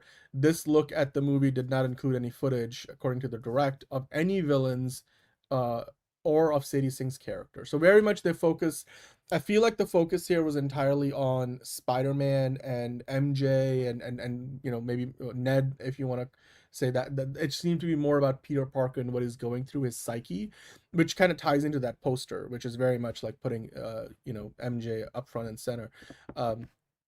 John, what do you take away from this? Any new insights for you? It seems like MJ's new love interest is more into her than maybe she's into him. At least that's what this sounds like, but that's still gotta be a problem for Peter, so maybe. Yeah. You don't seem all that impressed with this. I like. No, it's good. I don't know what else. It's a good little thing. I like the posters more. That's what I care about. Like they actually look good. So honestly, I feel like this footage is not going to be put out on the internet unless it's leaked. But I would love to see this because it feels like it was cut like. It starts out a bit like a trailer, but then it kind of like pauses and you get to see the scene play out for a bit. And this whole sequence, once that's done, then you get more of a montage. So it's like an extended trailer feature kind of a vibe. You see this a lot at CinemaCon when they're not giving you a straight up trailer. Chances are this footage is not going to be online. But if it does end up online, I'm sure we'll be talking about it in much more detail. I was almost wondering if there's any other Easter eggs in either of Spider-Man's lenses in that poster. I can't really tell other than like you have the Empire State Building in one side, but then there's like this really glossy silver blue reflective building right in front of it, which I can't tell what that is. But yeah, it's the Freedom Tower next to MJ. That definitely looks like Lower Manhattan. It's almost like 2 different angles I don't know where he's looking at New York City from, or if you would see both in that reflection anyway. But yeah, interesting stuff. I mean, let us know what you guys think about all the Spider-Man stuff. They didn't show the movie. We'll see if that that might still happen later this week. We'll talk about the full schedule of CinemaCon events as we keep going here. But John, in the meantime, let's kind of skip forward because we did get a full trailer for Insidious, Out of the Further. That's the title of that movie. And that was up next. Is the dumbest fucking title I've ever heard in my life. I agree with you. They gave us the first trailer, and of course before the trailer. Which one? Now I'm like all out of whack because there's no go back rhyme to or reason anymore. It's the same direct article. Just go back to that one. So if you scroll down and then they talk about, or you might have to refresh. I don't know if you refreshed in a while. There it is. Go up. Okay. There you go. Go up. Yeah. Oh wow, we're showing everything in reverse order, but anyway, let's keep going. So the Insidious Out of the Further, they talked about Sony's president of distribution, Adam Bergerman, was out before, and he said the demons from the Further are invading our world. Yeah, so the footage, according to this report in the direct, teases Gemma having the ability to travel to realms to the Further and bring demons back to the human world permanently. Once the demons learn about our powers, the world becomes their own playground. The movie was described as the most terrifying in the franchise. Cool. I don't know. Like I mean, yeah, like the images look kind of creepy, but like I guess I was watching this trailer. What is this? Insidious like fucking 7 at this point? Who gives a fuck? I think so. It's just like people stopped caring about Insidious after like the second one. Like I don't know why they keep fucking making these movies. At least with Paranormal Activity, people still cared. Like people were intrigued with Paranormal Activity 2 and 3. 4 is when they were starting to lose people, but then like they eventually had the marked ones, and then by Ghost Dimension they were done. But apparently they're bringing it back again, so It won't flop because it's made for like fucking $2 and a ham sandwich, so it's gonna make money. Like people go to horror movies all the time. Like Emily Eve is doing the best with what she's given from watching the trailer. It's still just mostly jump scares, and I don't like. I'm not big enough. Yeah, that's not. I never liked Insidious and Paranormal Activity and shit like that. Yeah. So I don't know. Well, this franchise will continue on, I guess. So good on them. We'll see how much it. And they showed the entire trailer because they know, like, we got to keep like people in like. We gotta, like Legends of Zelda, Spider-Man, we gotta be mysterious with them. Insidious, here's a trailer. I know nobody cares about this here. Have a whole trailer. Honestly, I'm surprised they didn't just reveal the whole movie because it's like, yeah, here you go. You could probably piece it together. It comes out August 21st, so you don't have to wait very long either. But let's move on, because then after this, they moved on to a TriStar Pictures movie called Clara and the Sun, so more of a prestige film. Nicole Brown, who's a president of TriStar Pictures, came on stage to talk about this. The movie comes out October 23rd of this year. It is Taika Waititi's next movie. He's directing and producing the film. Jenna Ortega is playing the lead role of Clara. I believe this is based on a book, right? Now new footage from the movie was shown. You got to see Jenna Ortega's Clara in there. She's an artificial friend robot character, bought by Amy Adams' character, who's her mother, and her son. Now Ortega in the trailer says she's still under warranty and that she will not hesitate Amy Adams' character is like, you're still under warranty, I'm not going to hesitate to send you back for making a wrong move. Then we get Dakota and Elle Fanning appearing in a video to promote the movie, which is, I remember talking about this before, John. This is the first time that the Fanning sisters are working together in a film. So they showed a bit of the movie, and then they showed a bit of the behind the scenes, and the Fanning sisters were talking about how they fell in love with the movie and the original book. And I mean, they didn't spend too much time on this, but I mean, it's Taika Waititi. He's a good writer when he's doing his thing. So I'm excited to see it. Yeah, well, I read that wrong, John, or Ron. What I meant to say was Amy Adams plays the mother character, and then her son. So you have Amy Adams playing the mother of Well, I forget who's playing the son, but basically, they go and buy Clara, which is like this artificial intelligence friend robot character from the book, and that's Clara. That's the titular character. Clara is like an android, and so Amy Adams' character and her son, therefore she playing the mom. That's what I meant to say. But anyway, that looks interesting somehow. We'll see what it turns into. I'm excited because I want to see a good Taika Waititi film, and I haven't seen one in a bit. And I know that the man is capable of better than what we got in Thor: Love and Thunder, for example. So I'd like to see more of what he's able to give us. But while John is taking a bit of a break, I'm gonna have to move on and talk about a movie that I'm sure John would love to talk about too. So hopefully he'll be back in a second. But guys, we gotta look at Godzilla Minus Zero. Finally, Kino. Get rid of fucking Taika Waititi's out of here. God, we have Kino Cinema. That's what we need to talk about. Godzilla Minus Zero, John. Produced by, of course, Takashi Yamazaki. Directed by Takashi Yamazaki. Sequel to Godzilla Minus One. They were there. We knew they were coming. And, well, it's got a February 18, 2028 release date. So now we're getting into also 2028. I thought it was like coming out like this November. Are you sure? I feel like they moved it. Am I wrong about that? Like maybe they delayed it because like I remember it was like either this November or next November or something like that. But clearly they're saying February 18th, 2028. But like, damn. All right. So okay. So here's the new. So Godzilla this might be a typo potentially, because it's being released in 2026 for Japan. Just not here. November 3rd? No, I feel like it's am I looking elsewhere? It says November 6th in the US. Did that change? I have to look this up because that's interesting. Oh, okay. So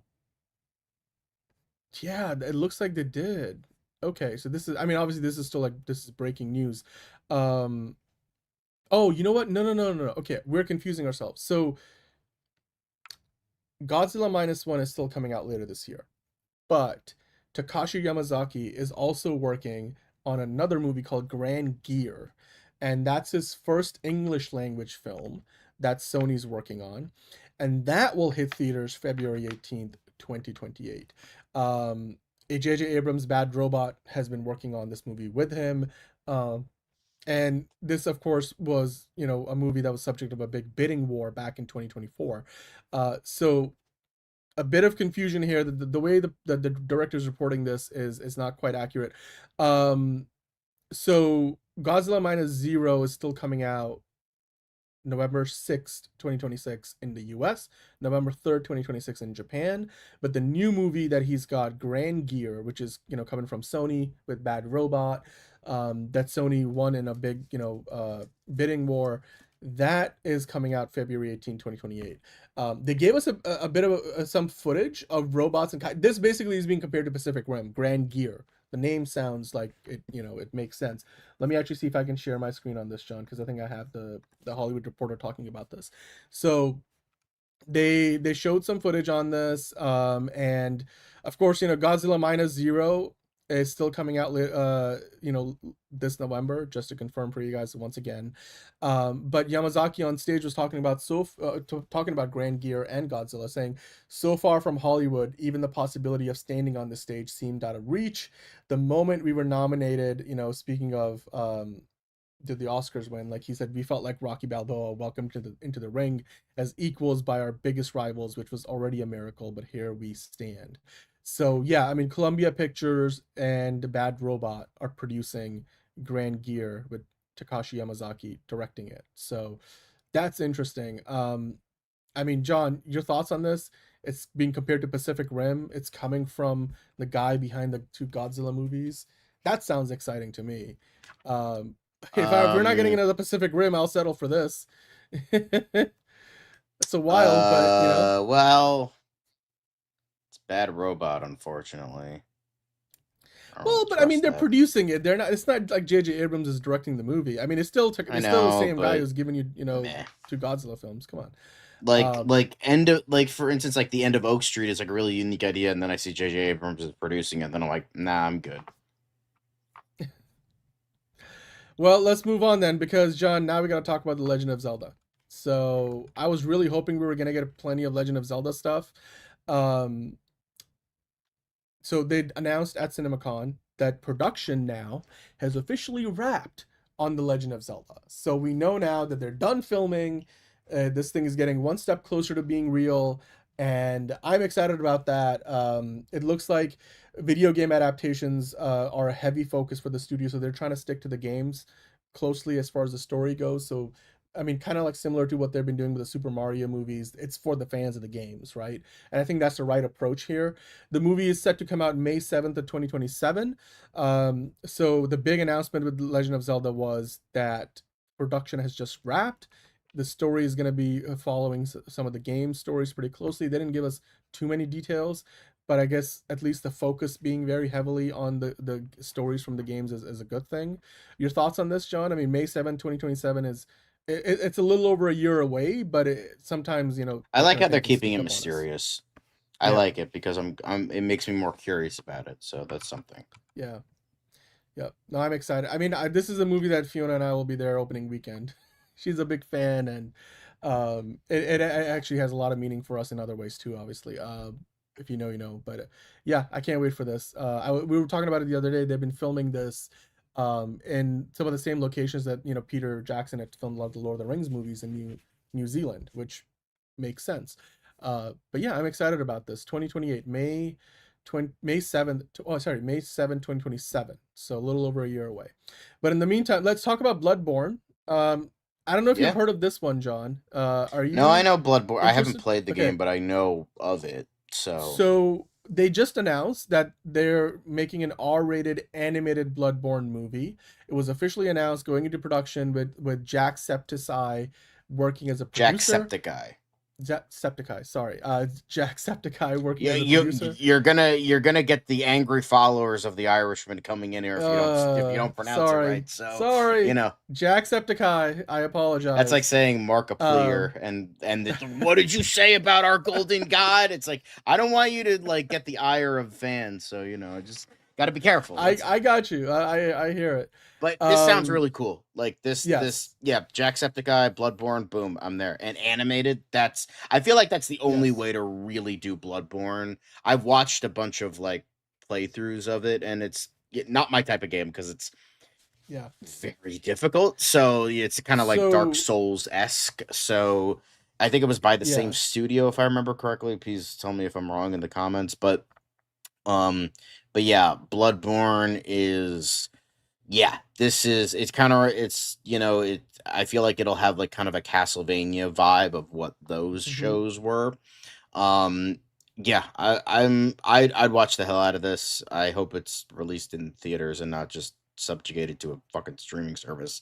But maybe they learn their lessons with K-pop Demon Hunters. Let's hope. But yeah, but this sounds cool as fuck.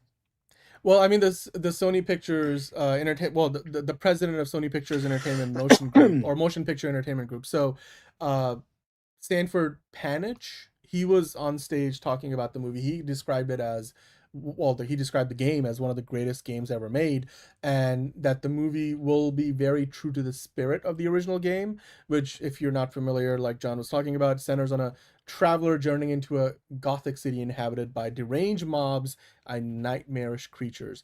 This could be very easily like a one-off Elseworlds Batman story, but like I'll take it, as a non-Batman, as a DC fan. I'm pretty sure they could do a Batman story like this.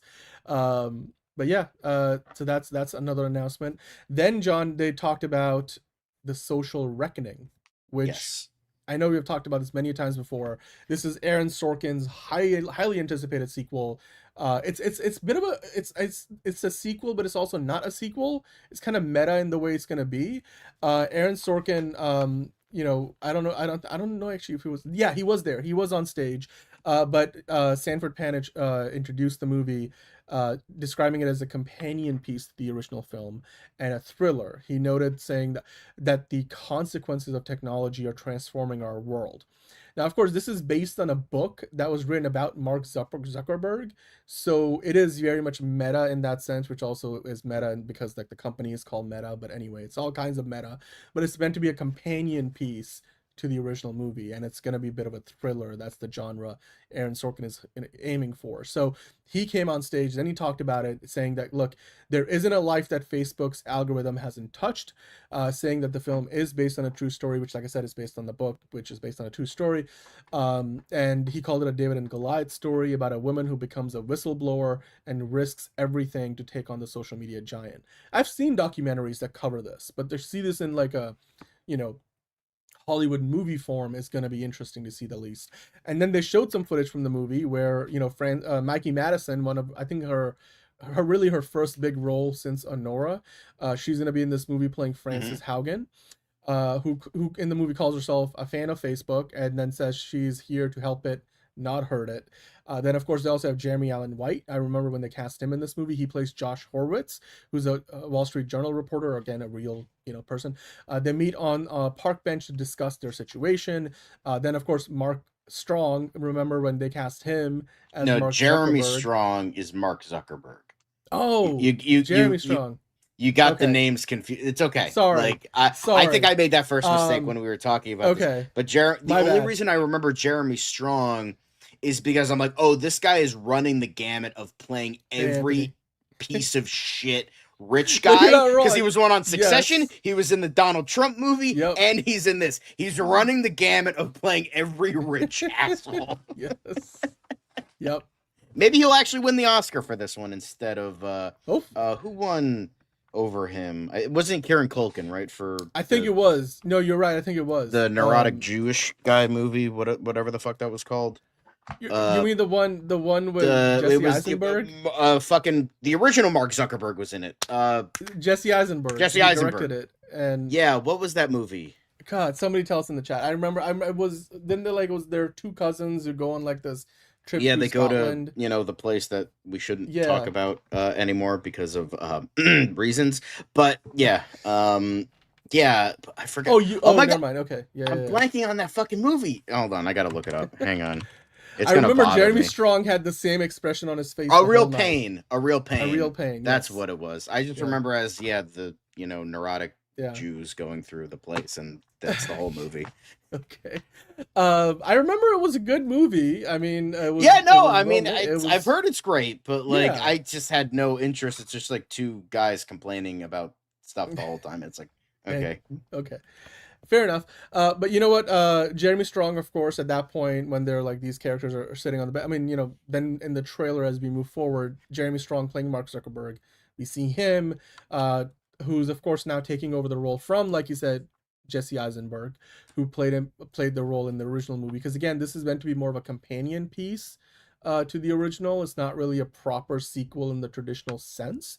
And the story of this movie is set 16 years after the first movie. Now, Zuckerberg in this movie is shown as much more combative, more remorseless about the company's impact on society. He, any shred of humanity he had, which I don't really think he had much of.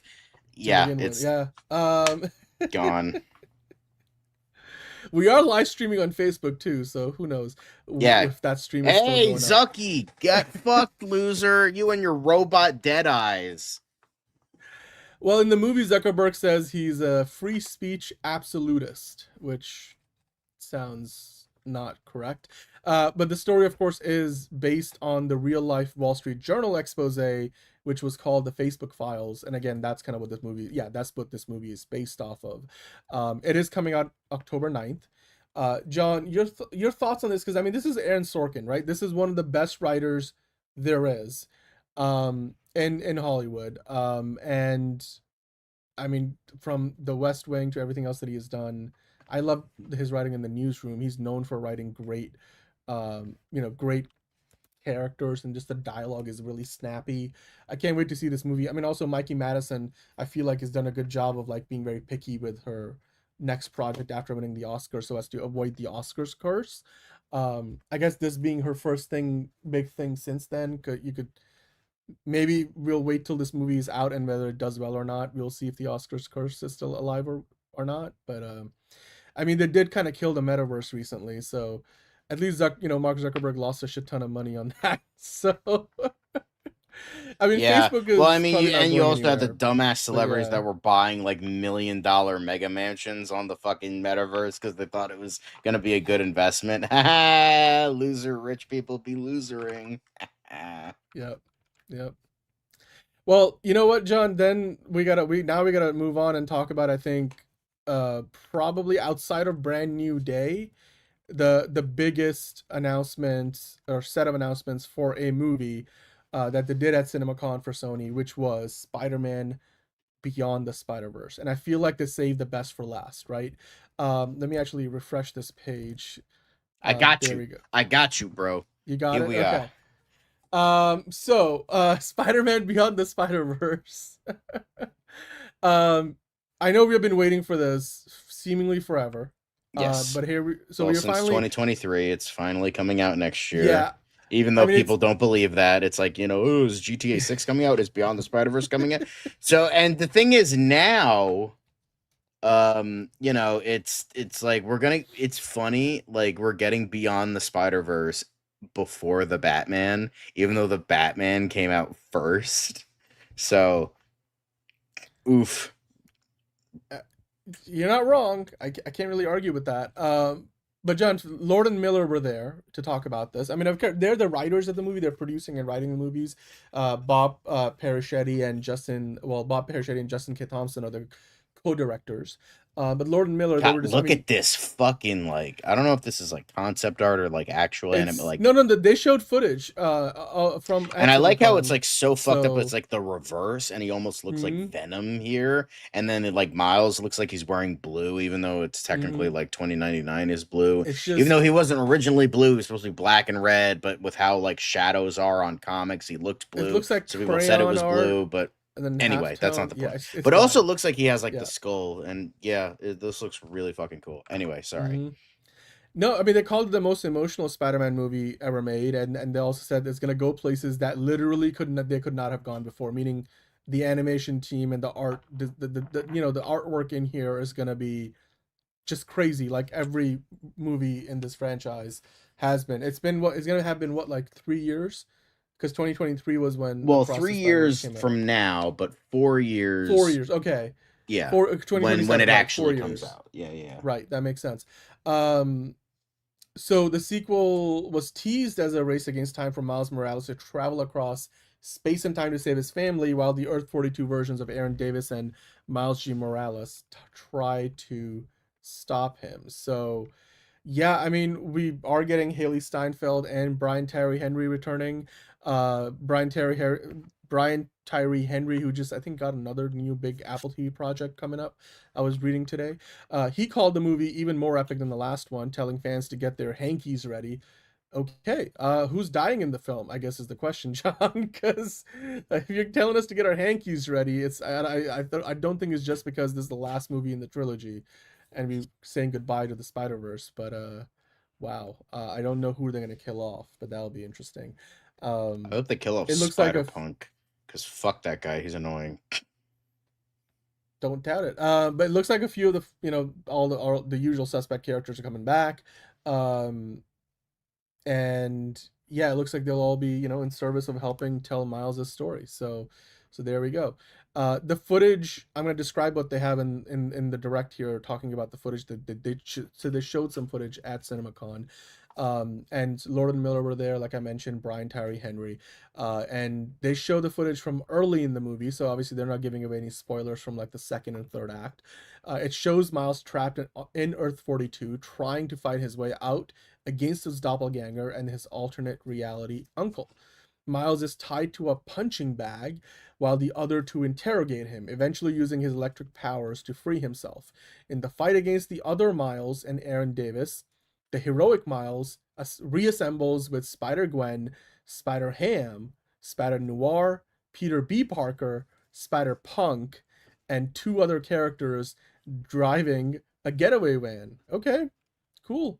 The only thing missing is Lewis and his crew. But anyway. No, the only thing missing is the Toei Spider-Man. I want Japanese Spider-Man to come in with a Tommy gun and shoot everybody up. Is that too much to fucking ask?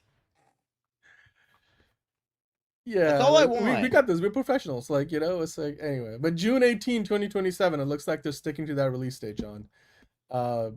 I think this is going to be potentially $1 billion movie, given how well the previous two have done. I don't know. What are your thoughts based on the fact that we're getting, all the big characters are back. Spider-Gwen is back. You got Peter B. Parker or Spider-Man back.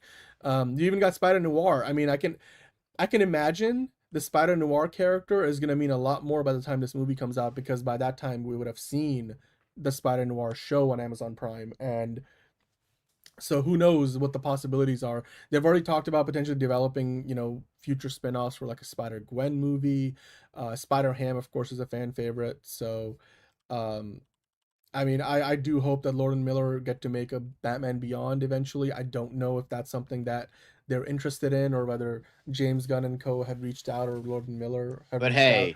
You know what? Maybe it's like a mutually assured destruction. We'll never get the Batman Beyond, but hey, we'll never get Jurassic League, so it's okay. It's okay. I'd rather get Batman Beyond, though. You know what I mean? Like, it's like, yeah, come on. Like, I'd rather get Batman. At least give me something. Like, I want Batman Beyond. But wow. Okay, so that's quite a lot. I mean, from Clara and the Sun, which is that Jenna Ortega, Amy Adams movie, that's a TriStar Pictures release. You got Takashi Yamazaki's Grand Gear, which has come out in 2028, so they don't have anything to show for that just yet. But holy cow, another Pacific Rim-like movie made by the guy who made Godzilla -1 and Godzilla -0. That looks interesting. I don't care for Insidious whatsoever. But Spider-Man Brand New Day, I mean, that's going to be probably the biggest movie this year, maybe outside of Avengers Doomsday. Then, we just talked about Spider-Man Beyond the Spider-Verse. Which of these moments, or I guess what was your favorite moment from Sony CinemaCon presentation? I don't know. I like Spider-Man. I like Resident Evil. you know, both Spider-Man Beyond and Brand New Day. So I think those were definitely highlights. Resident Evil is kind of cool. It's kind of it. Hey, Nelson. You know what? I forgot. Yes, Resident Evil, actually, that's one of my, as a fan of the previous movies, but not really a big horror movie fan, I'm genuinely excited to see what they do with Resident Evil, like, especially in the hands of Zach Krieger. I feel like there's a better opportunity than ever to get things right. My cat's meowing. Sorry. It's very I don't know, she's finding things and she's telling me what she's finding. But anyway, guys, let us know in the comments what you thought about the Sony CinemaCon panel. Lots to get into. We talked about pretty much as we could. I'm sure there will be, you know, lots more with maybe they can release that Spider-Man trailer, maybe a featurette in theaters. I would love to see, you know, any of the footage from Clara and the son. That looks interesting to me. And yeah, Spider-Man Beyond the Spider-Verse, like right now, and the social reckoning, actually, also I'm very interested in.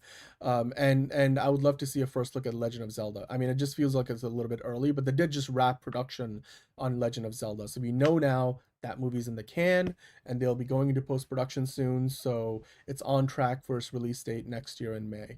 So yeah, let us know what you thought about all of those news and updates from Sony's CinemaCon presentation. If there's any other details that we missed out on, I'm sure we'll talk about it later in the show or tomorrow. We'll be covering this all week long.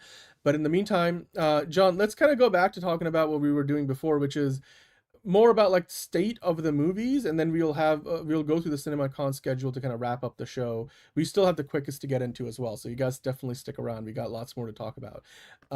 But state of the movies, John. This is gonna tie into like the Paramount Warner Brothers merger stuff. But the big news during the day before CinemaCon, like all the big panels happened, was, you know, and it kind of this kind of like, you know, weekend leading into the start of the week. There was over 1,000 signatures on this open letter that was, you know, sent out and published. I think the New York Times published it. And this was against the Paramount Warner Brothers merger. It featured some really big names, you know, J.J. Abrams, David Fincher, Denis Villeneuve. And if you go to the next Thompson article, was one. Yep. There were so many people.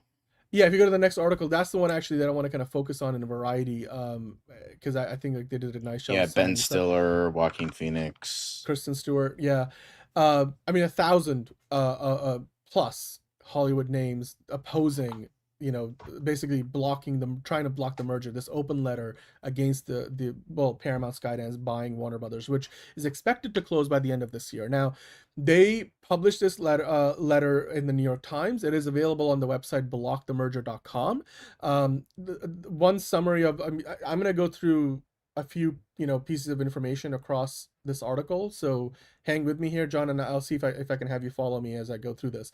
But the letter itself, one of the things they said in there were, we are deeply concerned by indications of support for this merger that prioritize the interests of a small group of powerful stakeholders over the broader public group. So they're, I mean, again, public good. They're just talking about how this prioritizes, you know, corporate profit at the expense of filmmakers, which makes sense.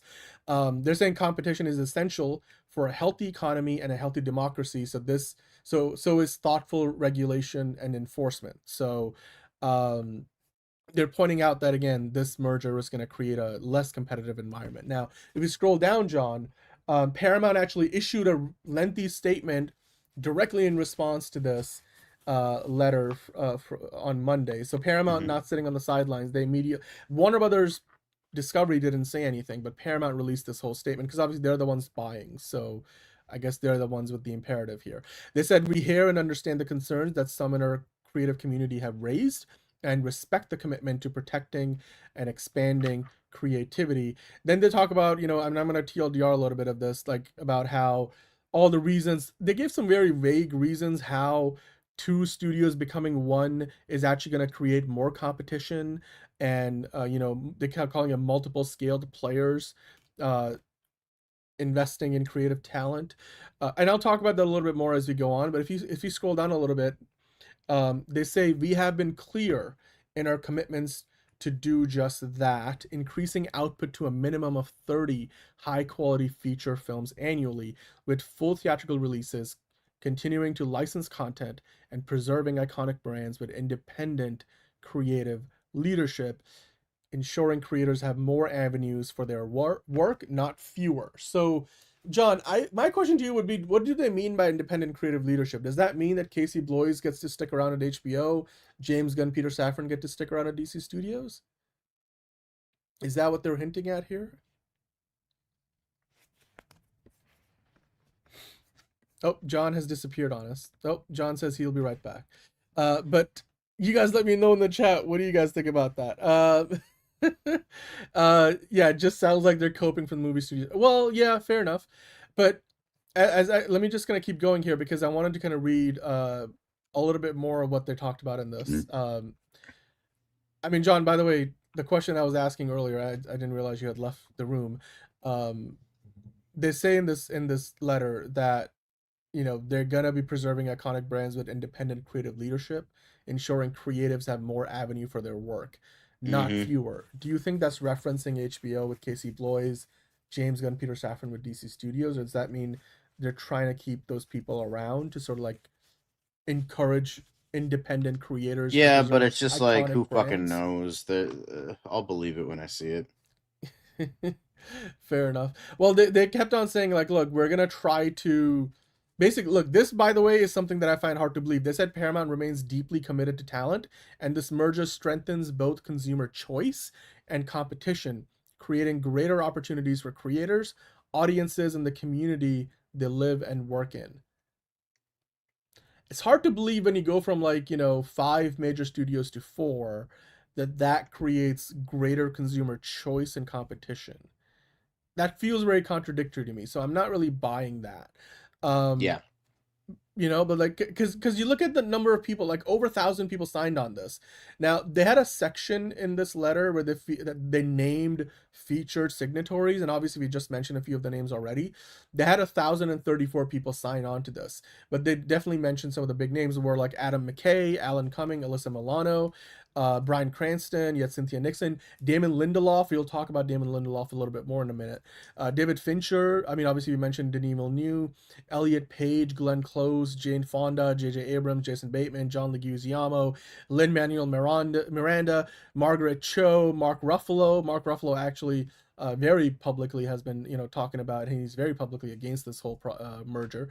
Noah Wiley, Patti LuPone, Rami Youssef, Rosario Dawson, Rosie O'Donnell, Ted Danson, Tiffany Haddish, Tig Notaro, Yorgos Lanthimos, Yvette Nicole Brown, amongst others. I mean, these are just like people who are from all different parts of the industry, really, like working from TV to the movies and everywhere in between. That's quite a few. Yeah, I mean, 1,000 people, that's no joke, and there are a lot of the most influential folks working in Hollywood today, basically saying this is not good for the industry, this whole merger situation. Now, John, if you were to kind of, I think we have the Instagram post that Damon Lindelof put up. I want to go to that real quick for a second, because Damon Lindelof W. Yeah, he posted about this on his Instagram as well, because he wanted to sort of talk about why he signed on to this. Because the one thing you got to know, right? Paramount, Warner Brothers are, when they are one company, because it does look like as of right now things will go through before the end of the year, maybe early next year, which of course this letter is meant to kind of help the efforts to stop that from happening. But given how things are going, most likely this does happen. So we have seen this happen in the past throughout history, and then not just in Hollywood. When you have something like this happen where you're publicly signing on to an open letter speaking out against potential future employers, there is always the fear that, am I going to get hired, or am I going to get blacklisted, or unofficially or officially getting blacklisted from ever working for Paramount and or Warner Brothers or whatever the future entity is going to be called if I do this.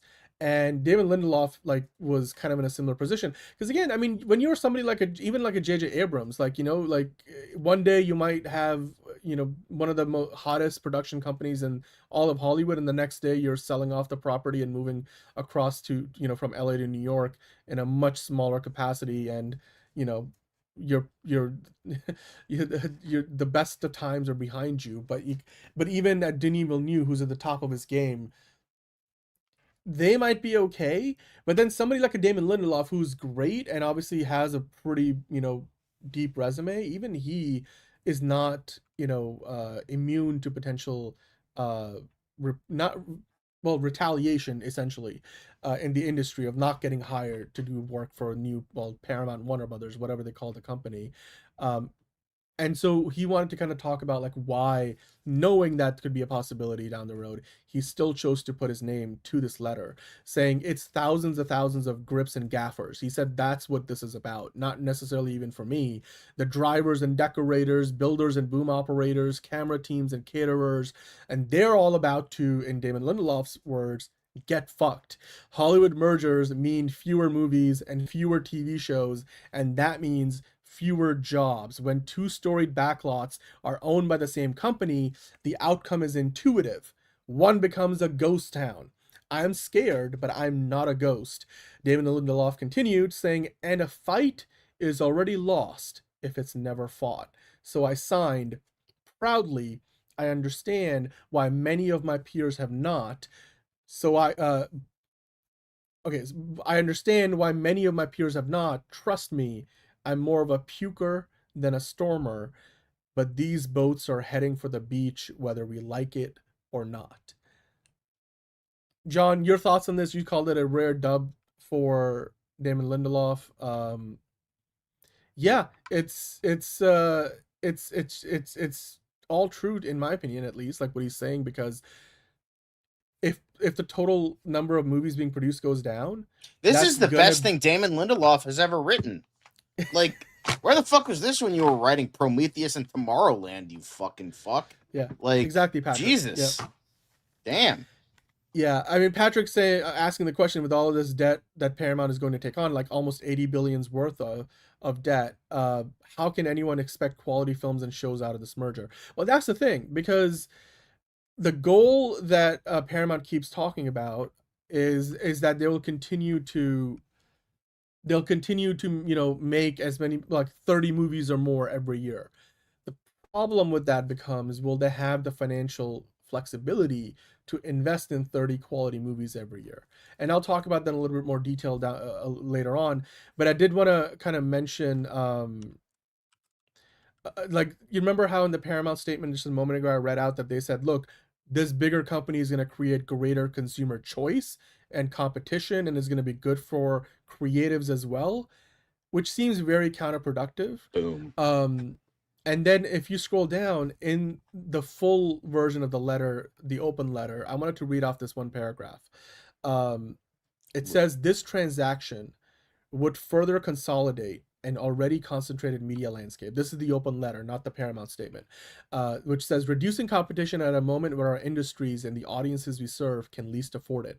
The result will be fewer opportunities for creators, fewer jobs across the production ecosystem, higher costs, and less choice for audiences in the United States and around the world. Alarmingly, this merger would reduce the number of major US film studios to just 4. Our industry is already under a severe strain, in large part due to prior waves of consolidation. We have witnessed a steep decline in the number of films produced and released, alongside a narrowing of the kind of stories that are financed and distributed. We've talked about, like, people don't make as many rom-coms anymore. The mid-budget Hollywood movie is dead. That's what they're talking about here. Increasingly, a small number of powerful entities, in the letter they say, determine what gets made and on what terms, leaving creators and independent businesses with fewer viable paths to sustain their success. John, I think all of that makes a lot of sense, right? Because we've talked about this is nothing new necessarily. It's just like when you're hearing this from 1,000 plus of Hollywood's most well-known figures, I think it drives the point home in a way that us talking about it on the podcast on YouTube doesn't necessarily do so. And I hope that this really does. And, they publish this in the New York Times. So obviously that brings a big, a lot more attention, a big readership to it. And I really do hope that, this gets taken into account. Because, for example, at the end of this letter, they mentioned that California Attorney General Rob Bonta, he's working with a bunch of other AGs from other states to potentially mount a legal challenge to this merger. Honestly, my opinion on that is, while that's a valiant effort, chances are that's not going to ultimately stop them, given precedent of similar things happening in the past with like when AT&T was buying Warner Media. They got, sued by the Department of Justice. That's at the federal level. And that is something that couldn't stop that merger from happening. It took longer, but ultimately it went through. So I mean, the rich AGs, people and corporations don't it's suffer just consequences. like, I'm a little skeptical, like, in the America that we live Yeah, in, that no, this something isn't that gonna would be do enough, anything. It's gonna happen, So, and then David yeah. David Crybaby Ellison is gonna tank both companies within a decade, and they're gonna be stripped for parts. I guarantee it. Like, I guarantee you, 5 years. I'm gonna, and maybe I'll get the time wrong, but it's gonna happen. I'm gonna say I'll give it 5 years before both studios Yeah. tank. Like, I'll give it that, and then maybe Yeah. like 2 to 3 years later, it's gonna get stripped for parts. Like, one studio is gonna go here, like this part goes here, this part goes Yeah. here, this part goes here. HBO becomes its own thing. This comes its own thing. This gets bought out. So this closes. This ends. This becomes this. It's gonna happen within a decade. I will say. If we're still here, but like that's a whole nother, what if at Now this you're getting point. real But existential on us. but yeah. No, I mean, look, one of the key points that everybody has been harping on for a while, rightfully so. If you go to the next article, this is in Deadline. I want to get in on because this is something that, Deadline has published an article before. Remember, we talked about it not too long ago. Deadline kind of did the math, but then they kind of put it in a chart where they gave us all the movies that Paramount and Warner Brothers have scheduled between the fourth quarter of this year, so the last few months of this year, all the way through the calendar year 2027. And the two companies between that 15-month period are putting out 42 movies. And there's like a half a dozen times where they're releasing, like Paramount and Warner Brothers are releasing a movie on the same weekend. And a couple of them are kind of like significant, where you're like, oh wow, like these two movies. But in most instances, they're like counter programming, so they're not going head to head in a Dune Part 3 and Avengers Doomsday way. I mean, even Barbenheimer was counter programming. Barbie and Oppenheimer couldn't be any more different from each other. So in that way, at least in the short term, you can see how they can do, like next year they can say, oh look, we did put out 30 movies a year, right? But the question becomes, like, even 2020, But the question becomes, were they profitable or were they good? That's but another not thing. that. I think the question becomes like 2028 onwards, once this new because like everything that releases between this year and next year is going to be stuff that was put into action and put into production before the merger happened. What releases in 2028 onwards would be under the leadership of this new company that will be formed. That is really, where the rubber will meet the road. For example, Disney, when they bought Fox, they promised to like keep up with the level of production Fox was doing at the time. Now, back when Fox, in its last year that it was producing movies, they put out like a dozen movies. Last year, in 2025, they put out 6. Like literally the 20th Century Studios, as it's now called, their production capacity, or in terms of like their production output at least, has been cut in half, roughly. And we were talking about this the other day. Michael O'Leary, the CEO of CinemaCon, was mentioning how just the lack of 20th Century Fox being its own independent studio accounts for roughly a 70% drop from where the box office was in 2016 when that merger happened to where the box office is in 2025. Over $1 billion a year in ticket sales just domestically has been lost. The other thing that I wanted to mention is, in this article, if you scroll down here, they do talk about, again, because Deadline is trying to make a point that, look, there may be a bright side to this. They could potentially make this work, right? And so if you skip to the section where it says, if 30 films, here's the way. And that's where, they talk about how there are 42 movies scheduled between the last 3 months of this year and all of next year between Warner Brothers and Paramount. So that's fine. Yeah, we're going to be good for 2027. But what about 2028, 2029, 2030? Are we going to have 30 movies a year then? Because right now, if you look at the number of movies, because remember, Deadline, the number that they put together, 42, includes 3 months of this year and 12 months of next year. But if you look at the number of movies that Warner Brothers has been putting out for the last couple of years, what Paramount has been putting out, they don't really even add up to the 30 movies over the last few years per year. they've been putting out like closer to like 20 movies combined, 20 to 25, I think it is, which is a significantly lower number than, you know, what they're promising to. If you scroll down, John, a little bit further in this article, there's a recent NRG report that they talk about. Yeah, I mean, Eric, they might just be, yeah, if you scroll past because I will talk about like they talked about like some historical precedents for why this could work, although it's from a completely different time in Hollywood's history which doesn't really apply today. But NRG, the National Research Group, which does a lot of research around, you know, movie metrics, the studios use a lot of reporting from them to base their marketing strategies on, and, you know, what movie's going to make money. So they're like an industry firm that a lot of studios use. They just set out to do some research on maybe how different scenarios could play out for Warner Brothers and Paramount once they're one company, and what that might mean for Hollywood as a whole. So they kind of, you know, gamed all these out, you know, potential results of depending on how many movies the studios decide to put out together. They said, look, the combined box office of Paramount and Warner Brothers from 2015 to 2019 was on average yearly $2.4 billion domestically. That's how much money in North America the two studios made on average a year together. And then in 2023 to 2025, it's been 2.2 billion, a little bit down because it's post-pandemic. They're looking at right now that it will be at least that high, if not higher, the next little while. The thing that I wanted to kind of point out here is there's three scenarios of the future of Warner Brothers and Paramount that they point out in this article. They're saying, look, if they do ramp up to 25 movies a year, which is not what they've been doing, even separately, if you add up the numbers for Paramount and Warner Brothers, it's not actually 30 movies a year, not even 25. But if they, as a one company, ramp up to 25, that could be the key to restoring, like, you know, the quantity, that's solving the quantity problem in Hollywood that we've been having. And that could actually drive a meaningful increase in the amount of movie going from people, because there won't be like 2 months out of the year where there's no big movies coming out, so people just don't go to the movies. That's a scenario that I think they're looking at as like the most optimistic scenario, that maybe they can pull off 25 movies a year.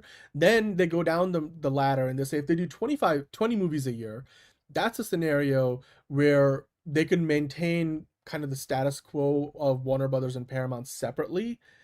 Right now, how many movies they're putting out, 20 movies together would be kind of similar to where they are now. But that obviously doesn't solve the problem of you know, Hollywood needs more movies every year. So the demand, the volume won't grow, and, you know, therefore it doesn't address the demand that is out there.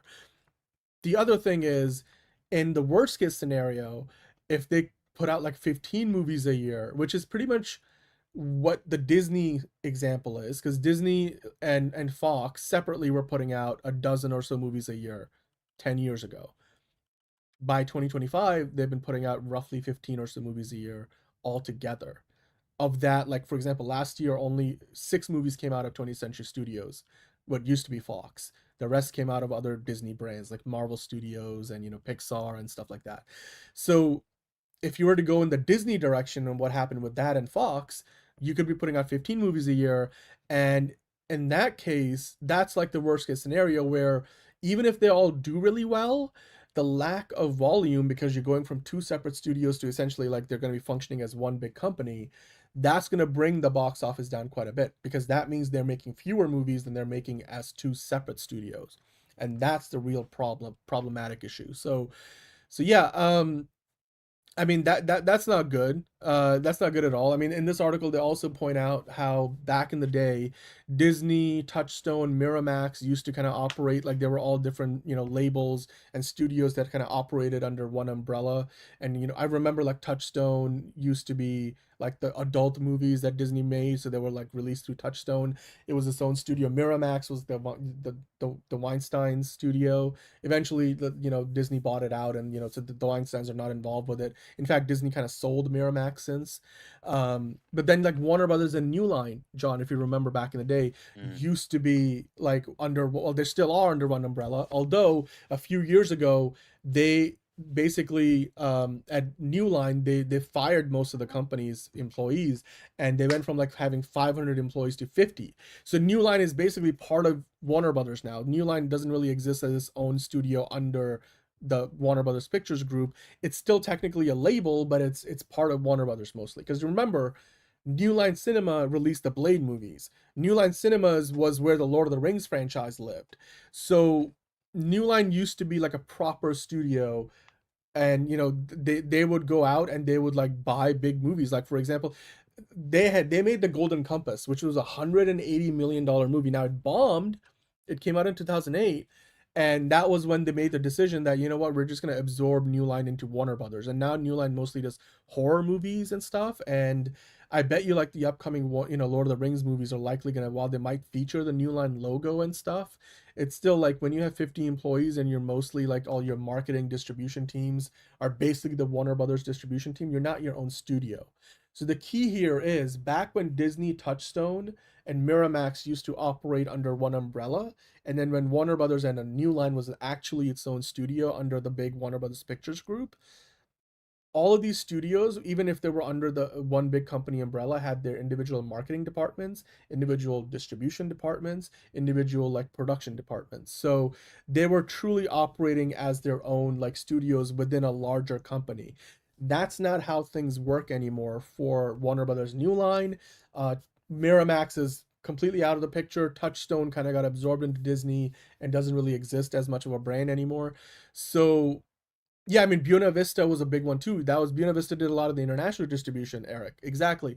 So I mean, John, my question to you would be, like, there's an insider at Paramount that they quote in this article at Deadline, which mentions that according to this insider, the plan that Paramount has, hi M2G, they're gonna try to operate the way that Warner Brothers New Line used to do back in the day, or like Disney, Touchstone, and Miramax, and Buena Vista used to do, where basically they're gonna allow, according to this insider, Paramount and Warner Brothers to go out and like compete with each other in a bidding war to get like the next hot spec script off the market, or to go and bid on the hottest indie film at the film festival circuit and try to license it and bring it in, and then potentially try to they might be able to release movies on the same weekend as counter programming to each other. If they can do that, and if they can keep the marketing teams intact, like between Paramount and Warner Brothers, I feel like that's the only way this can really work. But the problem still becomes, like, with the $80 billion in debt, will they have the ability to do that? Because they might not be looking to fire a ton of people now, but if when the bill comes due and you got to make your debt payments, do you think they're going to start laying off thousands of people? Like, John, I mean, what do you think about this? Like, yeah, definitely. That's always going to be the case. But yeah, I definitely think that, I think a lot more people are going to be laid off than, with Paramount. Because I said this, I remember saying this when the switchover went from Netflix to Paramount, is that Netflix, I mean, it's a streaming service. It's a very different company. So there was going to be, I mean, there were still going to be layoffs, but it was going to be less because there wasn't like like they didn't have a lot of overlap. Overlap, right. That's the word. I couldn't think of the word. Thank you. Overlap. Meanwhile, this is a studio and movie studios. Right. Like there's going to be way more overlap. Way more people going to be losing their jobs, and then ignoring even the political aspect. Because I know a lot of people are like, oh, it's just because David Ellison is buddy with the orange guy. So, but that's not even the like worst of our issues. Like it's not even close. Same with the news. It's like, okay, fine, another rich guy's going to own the news. Boo hoo. Congrats. All the news is propaganda. Who gives a fuck? But I'm just saying that's one of the many things. And it's just like, it's outside of a political side. It's just like with the 1,000 people that signed this, they're saying like, we let this other one happen. We can't let that happen again because now it's just going to be 4. And so with all this, it's just less competition. It's not going to be good for all this. And it's not even from a political side. It's just from a side of like, this is for an industry that's already kind of dying. This is going to speed it up. So let's not do this again. And, the layoffs are a big part of that. One of the many reasons, many, many, many reasons. So, we could get into all the reasons, but the show's already past 2 hours and I don't want it to go for another 2 hours. Yeah. So let's not get into that. But, we've talked about this so many times. Yeah, absolutely. I mean, it's M2G's making a good point. Still feel like there's a ton of stuff in theaters, just bigger budget stuff expected to be tentpoles, and more properly budgeted movies than ever. Yeah, I mean, I think it's we need to kind of stratify the budgets for movies. I think we need more movies like Clayface. That's why I think Clayface is really important. If they can make a superhero movie for like $40 million that does really, really well. Obviously Joker was great, but then, you know, they tried to replicate the formula. I mean, obviously they spent like twice as much money and you know, it didn't work out really well for them. But if you can make more movies like that first Joker movie, like hopefully what Clayface will be, and it's not just superhero genre, like other, like Yumi and Tuscany right now. If these kind of movies are profitable, where you're spending anywhere from, let's say, 20 to 50 million dollars, or maybe like 20 to 80 million, because like you know, with inflation, like even a mid-budget movie might cost you 50, 60 million. Your break-even point is a lot lower, and if you make more of those, that requires less investment from studios. It's easier to get financing partners for those, especially for a debt-laden company like Paramount Warner Brothers is going to have like $80 billion in debt. That could create a scenario where you could make 30 movies a year, and maybe 6 of them are those kind of mid-budget movies. And if they make a few hundred million at the box office, even if they make 150 million at the box office, they're profitable, because you're not going to spend as much money on marketing. And then once you talk about windowing with, like, you know, post theatrical licensing with pay one windows, or, you know, once they make it onto streaming with physical media releases and digital, even once they get to cable, that's the movie still making money after it's theatrically released. And if it's like a big franchise kind of a thing like Clayface, you will be selling merchandise, hopefully, and that also generates revenue. That, I think, is the key at the end of the day if they're going to make this work. But like Michael O'Leary, if they could keep Warner Brothers as its own studio, I think all of us would like that to be how things stay, but it doesn't seem like that's where we're going. Yeah, 2026 and 2027, they do have a lot of big budgeted movies, but also, I mean, we talk about them on the show all the time. There are a ton of smaller movies that deserve a lot of attention, and some of those are doing really well too these days. So that's also something to be proud of. But speaking of the headwinds that Paramount Warner Brothers is facing in their merger, of course, we had talked about the open letter that over 1,000 of Hollywood's biggest names put out there, published in the New York Times. There's also now increased scrutiny from the UK competition watchdog. They just asked for the public to provide them with some comments before they officially launched their formal probe. This is kind of part of their process. So the name of this organization in the UK is they're called the Competition and Markets Authority, the CMA, not the Country Music Awards, but like the Competition and Markets Authority. They're seeking comments from interested parties ahead of commencing a deeper examination of the deal that will reshape the global media landscape. So this is kind of like the SEC does it as well. If they were going to do a review, not the SEC of today, but when the SEC operates like it's meant to, you would put out an invitation for public comments before you launch an official investigation.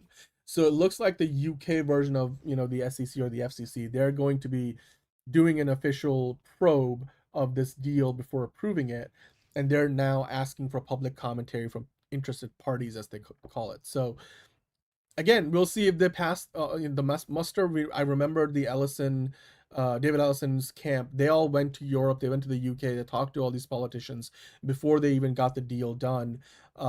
And so they were trying to grease the wheels, you know, at least try to curry favor with them. But I don't know if all of that has worked, but obviously, you know, this is not over yet.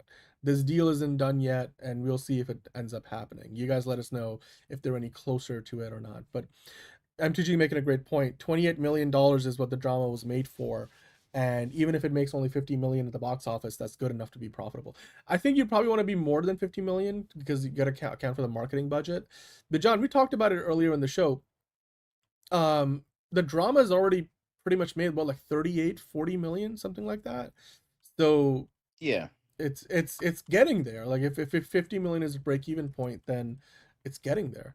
But yeah, I mean, that was the state of the movies. I think we're gonna leave that there for now. I'm sure we'll get back to talking about more of this stuff as the week goes on, with CinemaCon happening. But right now, John, let's talk about some MCU Weekly stuff. Oh, thank God, some good fucking food. Why don't you talking about this merger crap? Why don't you walk us nerd through all the shit. Daredevil Thank God. talk? Let's get into some Daredevil chatter, John. I'll let you take the lead on this. So apparently, this suspicious looking like background image of shadows and stuff, people were like, hey, that looks a little familiar. And Mr. Winterbaum, not leaving anything to mystery, said, like, yeah, that's the Watcher. And it's like, all right, okay. But you know, It's I not mean, funny, but I'm like, okay. yeah, I mean, he just said always watching, so you know, maybe it's, you know, just a kind of wink and a nod. Maybe it doesn't mean anything. I don't know. But I mean, here's the thing, Ron. People, I mean, the man confirmed it himself. Like, you know, he said something and it said always watching. It's like, all right, come on, that's pretty obvious. But yeah. I'm surprised the Watcher is not in the chat right now. I believe he is watching us, but who watches the Watcher? That is a real question. But yeah, so we don't know if like he's just, you know, ha ha ha ha ha, you know, but you know, we'll see. But he wouldn't have said anything because then Kevin Feige's like, the fuck you doing, motherfucker? Don't say anything. So I mean, I think Brad has some leave. He's like the head of all their television stuff now. Yeah, so. no, I know. Yeah, but hey, we got another piece of news regarding Daredevil Born Again season 3, because Mike Coulter is obviously going to be in there. And John, I don't know if you came across this or not, but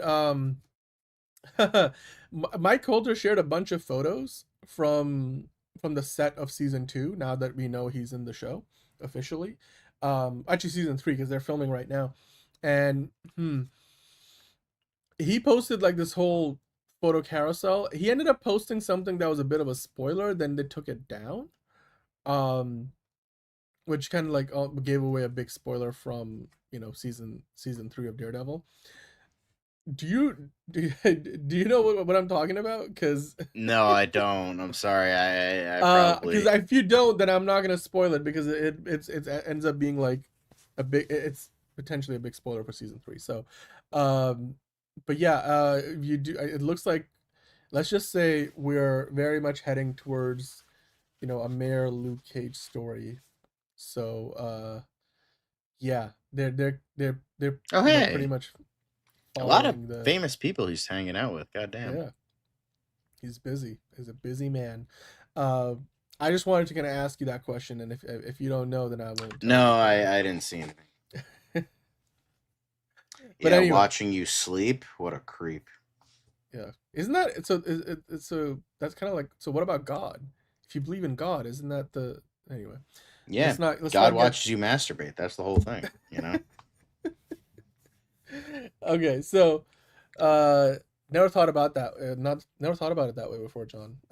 But yeah, because then he's like, "You're sinning," and it's like, "All right, bro. Like, you gave me the ability to tug. What the fuck do you want me to do, you fucking bitch?"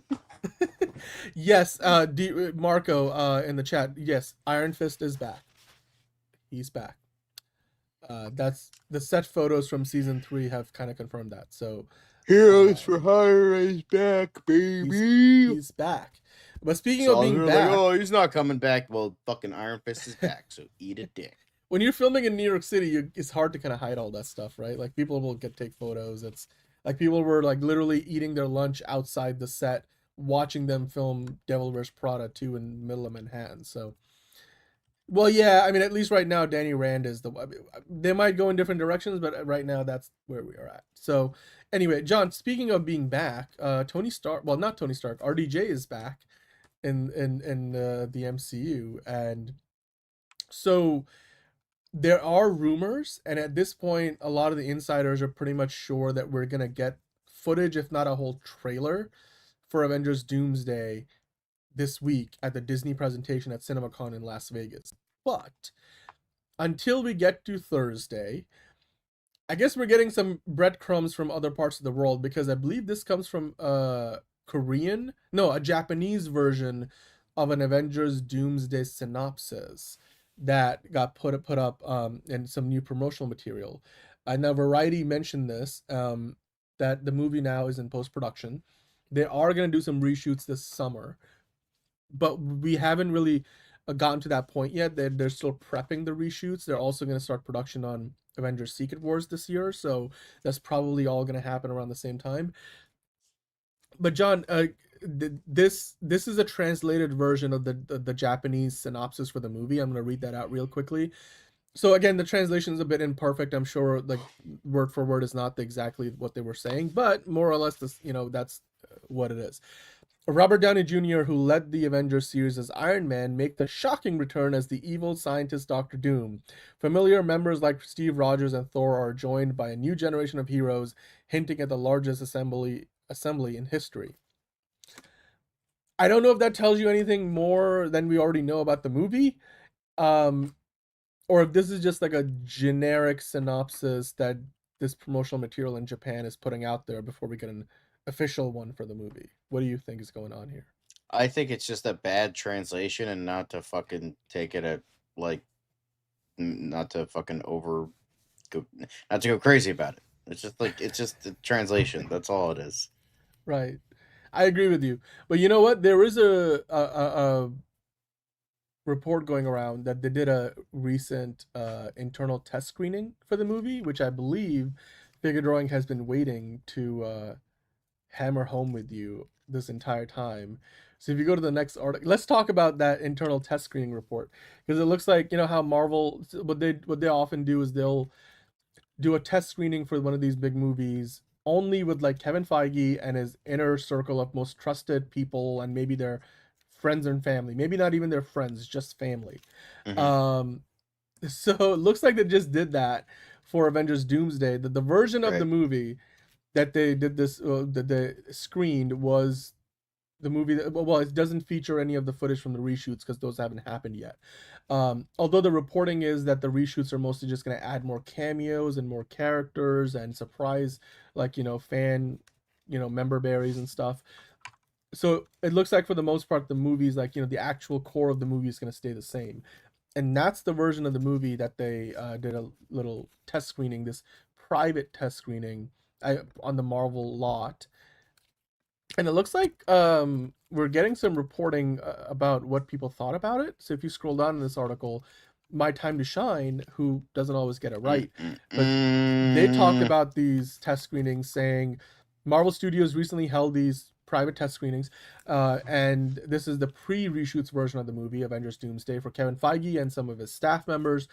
They were very pleased with it. Even some even called it the best Marvel movie yet. Then why are you okay, I'm sorry. Like, this, I have a gripe with this. Let's say this is real. Let's say this is real and not, Grace Randolph's burner account. Like, let's just say My Time to Shine isn't fucking taking, like, fucking shit out of his ass and smearing it on his Twitter page. Fine. Let's just take it at face value. It's right. This is right. Right. You're saying this is the best Marvel movie yet. Why would you call for reshoots? Why? Like, if it's the best thing ever, why are you adding shit to it that can make it worse?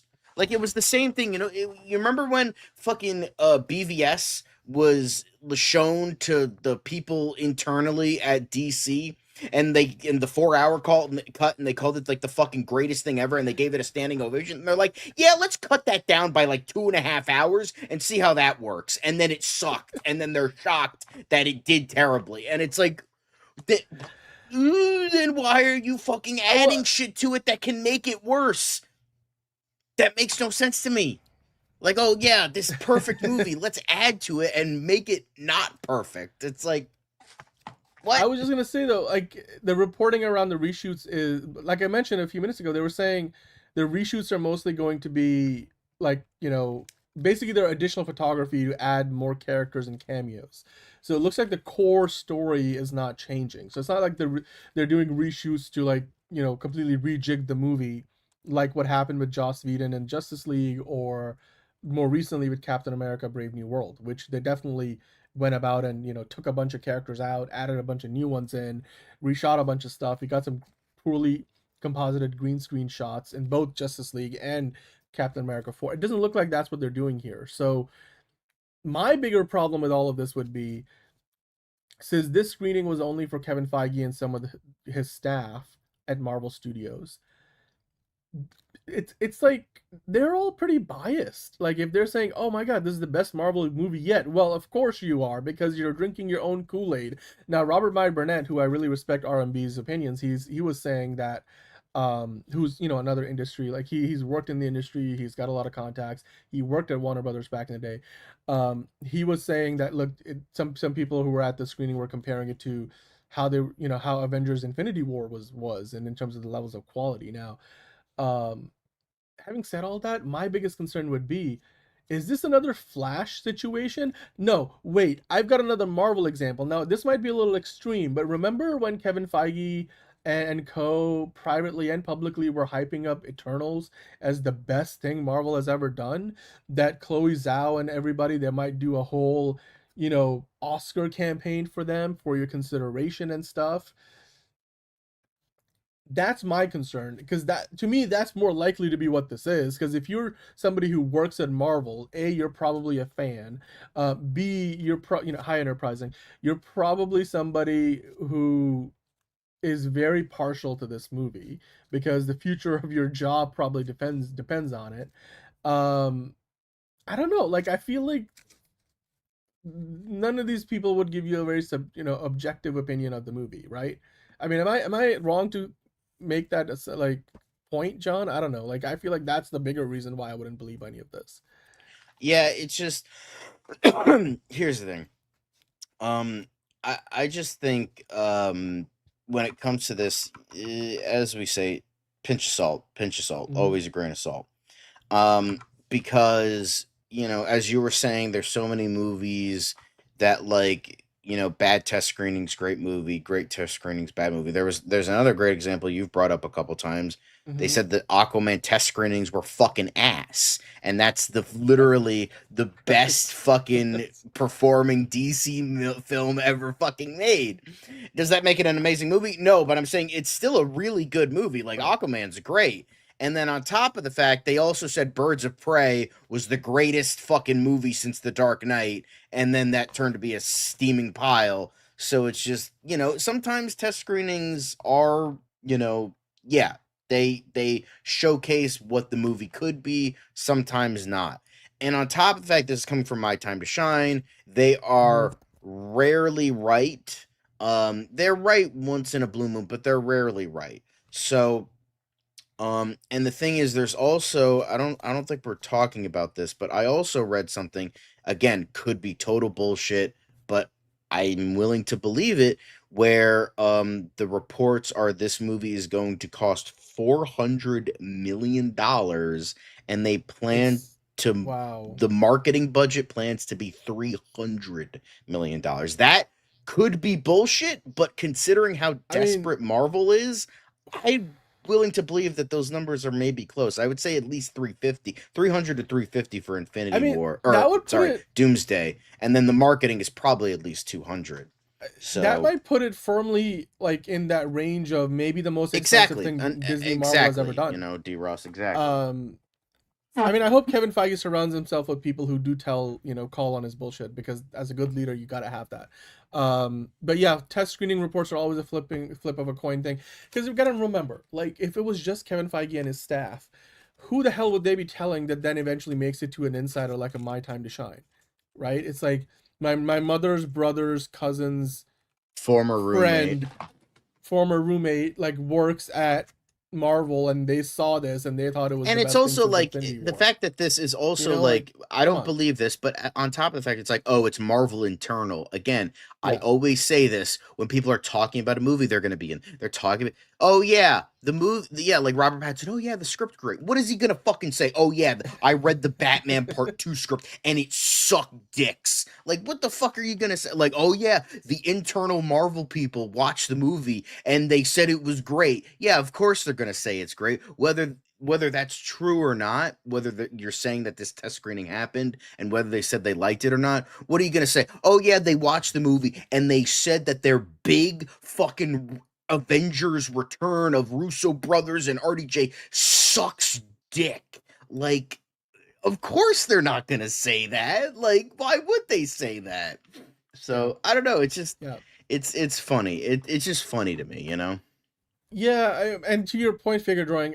I mean, they could spend 700 million plus on it between marketing and the production budget, and if it makes $1.5 billion, that's still it. At least will break even. The question would be if they spend that much money on it, and if it doesn't make like 2 billion, then it's kind of like in the Avatar Fire and Ash category where you're like it's $1.5 billion like dollars at the box office. Like holy shit! Like any movie should be more than profitable at that point, and if you're spending like half of that on the budget and marketing, that means that you might just only be hitting your break-even point. So, but then again, like pretty much the entire future of the MC depends on this movie. So I guess it's justified to a certain degree. Um, I mean, the script needs to be a near masterpiece for an ensemble of this size. Um, yeah, I mean, they got to pay so many people. I bet you most of the cost of this movie comes from having to pay like 20 A-listers and then some. So, yeah. But anyway, John, we're going to leave that because basically, actually, you know what? Before we move on, if you go down in that article, they do have an image of one of the posters at CinemaCon because if you go walk the halls of CinemaCon in Vegas, they usually have all these posters, on these next to marquees. the live action Moana, gross. Great wig for Dwayne. I'm being facetious for Dwayne Johnson, but by virtue of having that poster there, that is kind of confirmation that later this week when Disney presents, their CinemaCon panel, we're probably getting something from Avengers Doomsday. We might get new footage, we might get a new poster, we might get a full-ass trailer we've been waiting for. And that most likely will, feature hopefully our first look at RDJ's Doctor Doom. So I am excited about that. And I can't wait. I mean, I think they might be paying like $100+ million just to Robert Downey Jr. alone. Not to mention he probably gets a profit participation on this. So yeah. MTG saying I don't pay attention to leaks, but seems like they're leaking stuff to compensate for the fact that they're not having to use trailers as portions of the movie to earn this plot. Yeah, you know what? We'll talk about that a little bit later in the show because they might not be the only studio doing that now. But anyway, John, we'll leave that there for now. I'm sure we're going to be talking about Avengers Doomsday a lot more this week when they do release whatever footage or trailer, or even if it's just that CinemaCon. I'm sure the detailed description of all the footage will be online for us to discuss. So yeah, the wig for The Rock looks so off, and also his bodysuit looks weird, real. and the fact he has no nipples, fake. Yeah, you know what? That's a great point. Also, somebody steroids, actually did like a really good. Somebody said something. Who would have made a really good Maui? Cooper Andrews from the guy who played the foster father in Shazam. He would have been perfect. I think the only thing is it's like The Rock obviously wanted to reprise the role. It's just gonna be it's hard because like I said, they should have done it the way they did Will Smith's Genie in Aladdin. However controversial that was, and the internet made fun of it. To me, that's how they should have done. Like you got to do like a semi CGI character that's kind of like the Hulk, essentially. The Hulk has the likeness of Mark Ruffalo.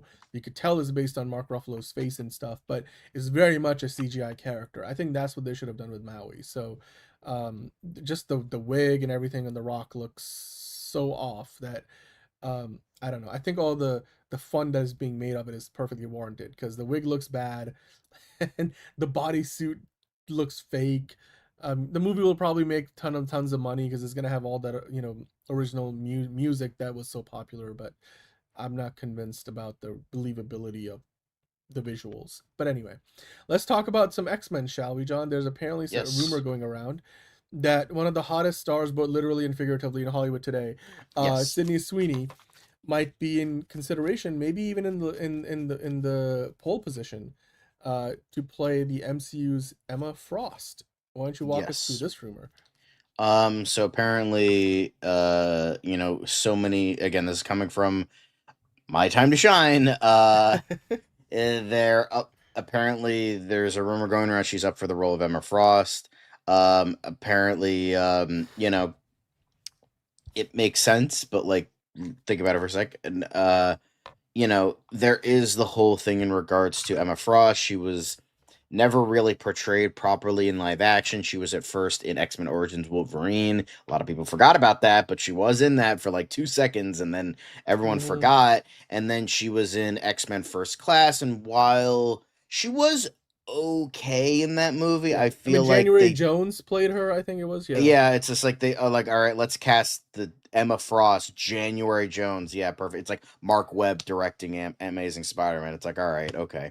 But you know what's fun fact? January Jones was born on January 5th, 1978. Actually, January 5th is when I was born too, so I share a birthday with her. But January Jones is a good actress. It's just like she didn't have what was required of Emma Frost.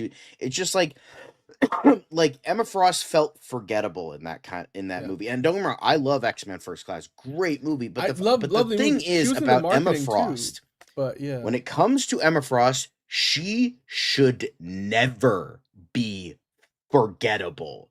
Like, and I'm not just talking about looks. I'm just talking about overall aura, charisma, and pure raw fucking just queen bitch energy. Like, honestly, 10 years ago, right? Like, if she was not technically already in the MCU, I would say Rachel McAdams could probably do Emma Frost really well. But she's Doctor Strange's romantic love interest that everyone forgets exists. But like, you gotta have like someone, and don't get me wrong, I think Sydney Sweeney could do it, because like it's just the problem with Sydney Sweeney is that she does have the looks, she does have queen bitch energy, but the problem is that I feel like she's too grounded. Like, she's like her voice is too like kind of monotone. I feel like she's good with like very down to earth characters, and Emma Frost is not down to, and I don't mean like, oh, she's humble. I mean like very like kind of like everyday people kind of thing, like, which is what I think in First Class that was the most like, yeah, that's kind of what it was. And the thing is, like, Emma Frost isn't that like, sure, she doesn't match Emma Frost. It's like, sure, like, I could see her in a lot of roles. Like, I think she would be a good Power Girl, because she has a grittiness to her that I think could work for like Power Girl, or Black Canary, like someone like that, where like there's a bit of grit to her. Emma Frost isn't gritty. It's just like they're picking her. Why are they picking her? She's a beautiful blonde with big titties. That's literally it. But Emma Frost is more than just a big titty blonde who's hot. Like, that's a very surface level thing, and I think My Time to Shine, and the fact that Sydney Sweeney's been very controversial lately, it's like, this will cause some rage bait. People, I mean, we're fucking talking about it, right? So, it's just like, you gotta just like, could it work? Possibly. She's a good actress. But I know all the simps are gonna be like, oh yeah, Emma Frost, my wee-wee's hard now. It's like, of course they're gonna fucking say that, but it's just, when you think about it for more than 2 seconds, she's not right for the part. And I think this is just another example of My Time to Shine rage baiting people. So yeah. By the way, anyway, just some Paul, we've already made the joke. You're too late. We already talked about it. We kind of went through that like earlier in the show, but no, absolutely. Thank you for the super chat. I was just gonna say, like, maybe somebody like a Natalie Dormer could play that role well, like from Game of Thrones, and a bunch of other. I think she could do it. You know what? We should do that as a Fancast Friday option. MCU's I think we Emma tried Frost. to do it, but it didn't get picked. But yeah, I think that could be a good. Maybe based on this conversation, I think it might get more attention this time in the poll. So yeah. But hey, that's all the MCU Weekly we got for now. We're gonna get into some movie talk madness. So talking about other movies not in the MCU. The window. So the very first thing I want to talk about is our reaction and review of the trailer Sunrise on the Reaping. So I actually did not get a chance to watch it before the show. I'm sorry. Well, I saw it, so I'll give you a quick review, and then I won't spoil anything for you, John. But I mean, obviously, we get all the all the actors and characters that we know we're going to be seeing in the movie. The trailer looks visually stunning, and to me, the standout performer, the two that's really stood out to me were McKenna Grace, her character, and then of course, the GOAT Ray Fiennes in this trailer was, I mean, his character's dialogue and sequence kind of highlights most of the trailer. Like it's kind of spliced across the whole thing, and yeah, I think he will be the highlight of the movie for me. Um, this was great as somebody who's been late to the party on this franchise. I only binged the Hunger Games, the original trilogy, a few years ago. Um, like I'm personally, oh boy, what are you doing? My cat's going wild. Have you seen Ballad of Songbirds and Snakes? I have not seen that movie I yet, would but I don't say think the watch story that here because it's connects really super good. directly, does it? But like, because It, this is meant to be well, like it doesn't. It's not, yeah, like this is not the directly, same but thing. like it's just so good. It's Yeah, just it's arguably the best of the 5 movies. Like, and that's saying a lot because Catching Fire was great. The first one's really good. Mockingjay, both parts are kind of whatever, but we'll see. But yeah, this looks good. Like from what I've seen before, and yeah. Ballad of Songbirds and Snakes was surprisingly great. So yeah. Dude, I didn't even realize Jesse Plemons was in this movie. Elle Fanning's character also was a standout for me in this because she's got some of the most incisive dialogue in this trailer. And yeah, I mean Maya Hawke looks brilliant. And yeah, Kieran Culkin looking very suave.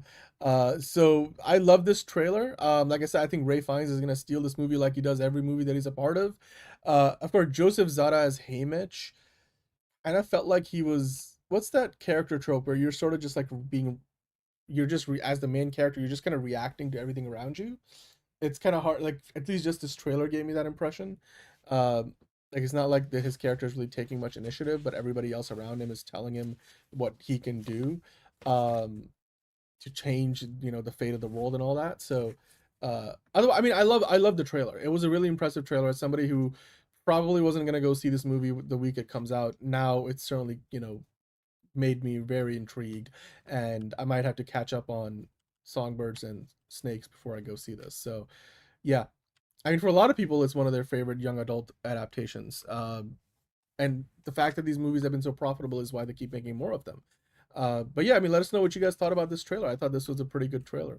Again, as somebody who's not the biggest fan of the franchise, I was thoroughly impressed by this. This looks like a beautiful movie, also a really dark one. And then when you got the actors, the caliber of Jesse Plemons, Ray Fiennes, yeah, I mean, just all around, top to bottom, the cast is stacked. So I can't wait to see this. But John, you know what? Speaking of casts that are stacked, let's talk let's talk about the new Anne Hathaway movie, Mother Mary, because social media reactions are out, and they've lifted the social media embargo on this. Um, and they also gave us a quote unquote blasphemous new look at the movie. Uh, the trailer, the new little trailer featurette that we saw, I watched through it, and it's it's Anne Hathaway, and I forget the name of the other actor who's like almost a co-lead in this movie. The two of them are really hyping up the movie as like this is like meta commentary. This thing kind of goes places that no other movie has gone before. I get very much like Lady Gaga vibes from it. Apparently, Anne Hathaway watched a lot of Katy Perry and Beyonce concerts to prepare for the role. But John, do you want to walk us through some of the social media reactions, because there's something to read through. It looks like this movie might be one that either you completely hate or it really makes you think about it. Anne Hathaway also featured in a lot of promotional shots for the movie. So they released some new promotional images. They also released that new featurette. And it looks kind of crazy. It looks kind of crazy. Why don't you want to read through some of these social media reactions? Yeah. So Mother Mary is a moving tapestry of intoxicating strangeness with pitter patter dialogue like spoken word poetry, visually arresting, musically infectious, hauntingly invigorating, and emotionally devastating. It demands to live inside your mind. This person went through the thesaurus before writing that review. This is the A24's social Mother media Mary is reaction. absolutely riveting, wildly unpredictable, and a full-blown psychosexual pop thriller that had me glued to my screen. Anne Hathaway and Michaela Cole's That's the chemistry is yes. undeniable. Their performances are raw and downright astonishing to watch. Earlier reviews for David Lowery's Mother Mary has been positive so far. David Lowery so why he's one of the best filmmakers of his generation, expertly exploring the psychological toll of being an artist as well as their deep relationship with those they collaborate with. Hathaway and Cole are absolutely incredible. Scintillating psychodrama rooted in pain, power, and the reckoning of a creative and emotional partnership. And as well as new posters, character we did posters. show these a couple weeks ago, I think. It looks like this is a movie that is meant to kind of make you think a little bit about what pop stars go through. It ain't all fun and games. It's kind of ironic that this movie's coming out the same year as The Devil Wears Prada 2. Anne Hathaway might be on a bit of a run here, so that'll be interesting to see how this all plays out. Of course, the social media embargo lifted, but the reviews embargo, there's still a bit of time for that to lift, and I guess we'll wait to see when the actual reviews come out what critics think about it, because usually social media reactions tend to lean more positive, but they're very interesting reactions. They're not like they're getting all philosophical and existential on us in these, so maybe the movie does make you think. But yeah. I guess you let us know. Are you guys excited for Mother Mary? Is that because Eric thought this was The Devil Wears Prada? I mean, who knows? Maybe there's something to that effect in there too. Because Anne Hathaway's in both movies, and she's in I mean, talk about actors who are about to have a big year. Mother Mary, Devil Wears Prada 2, The Odyssey. Yeah. I mean, Zendaya, Florence Pugh, also two other actresses. Robert Pattinson. Tom Holland. All these actors. I mean, John freaking Bernthal is in the Punisher special. He's in Spider-Man: Brand New Day, and he's also in the Odyssey. They're like Tom Holland. He also has Brand New Day and the Odyssey. So. Yeah, he's gonna have one hell of a summer anyway, and possibly show up in the cameo in Avengers: Doomsday. Maybe he's part of the reshoots. Who knows? But anyway, let's keep going, John. We got one more Movie Talk Madness story. This here is kind of interesting because I was mentioning earlier how. Like we've talked about Avengers Doomsday, like Disney were sort of like almost, it's kind of like almost understood at this point that they were the ones leaking the Avengers Doomsday trailers the week before they put them up online, to kind of raise the social, like get all the social media chatter around it.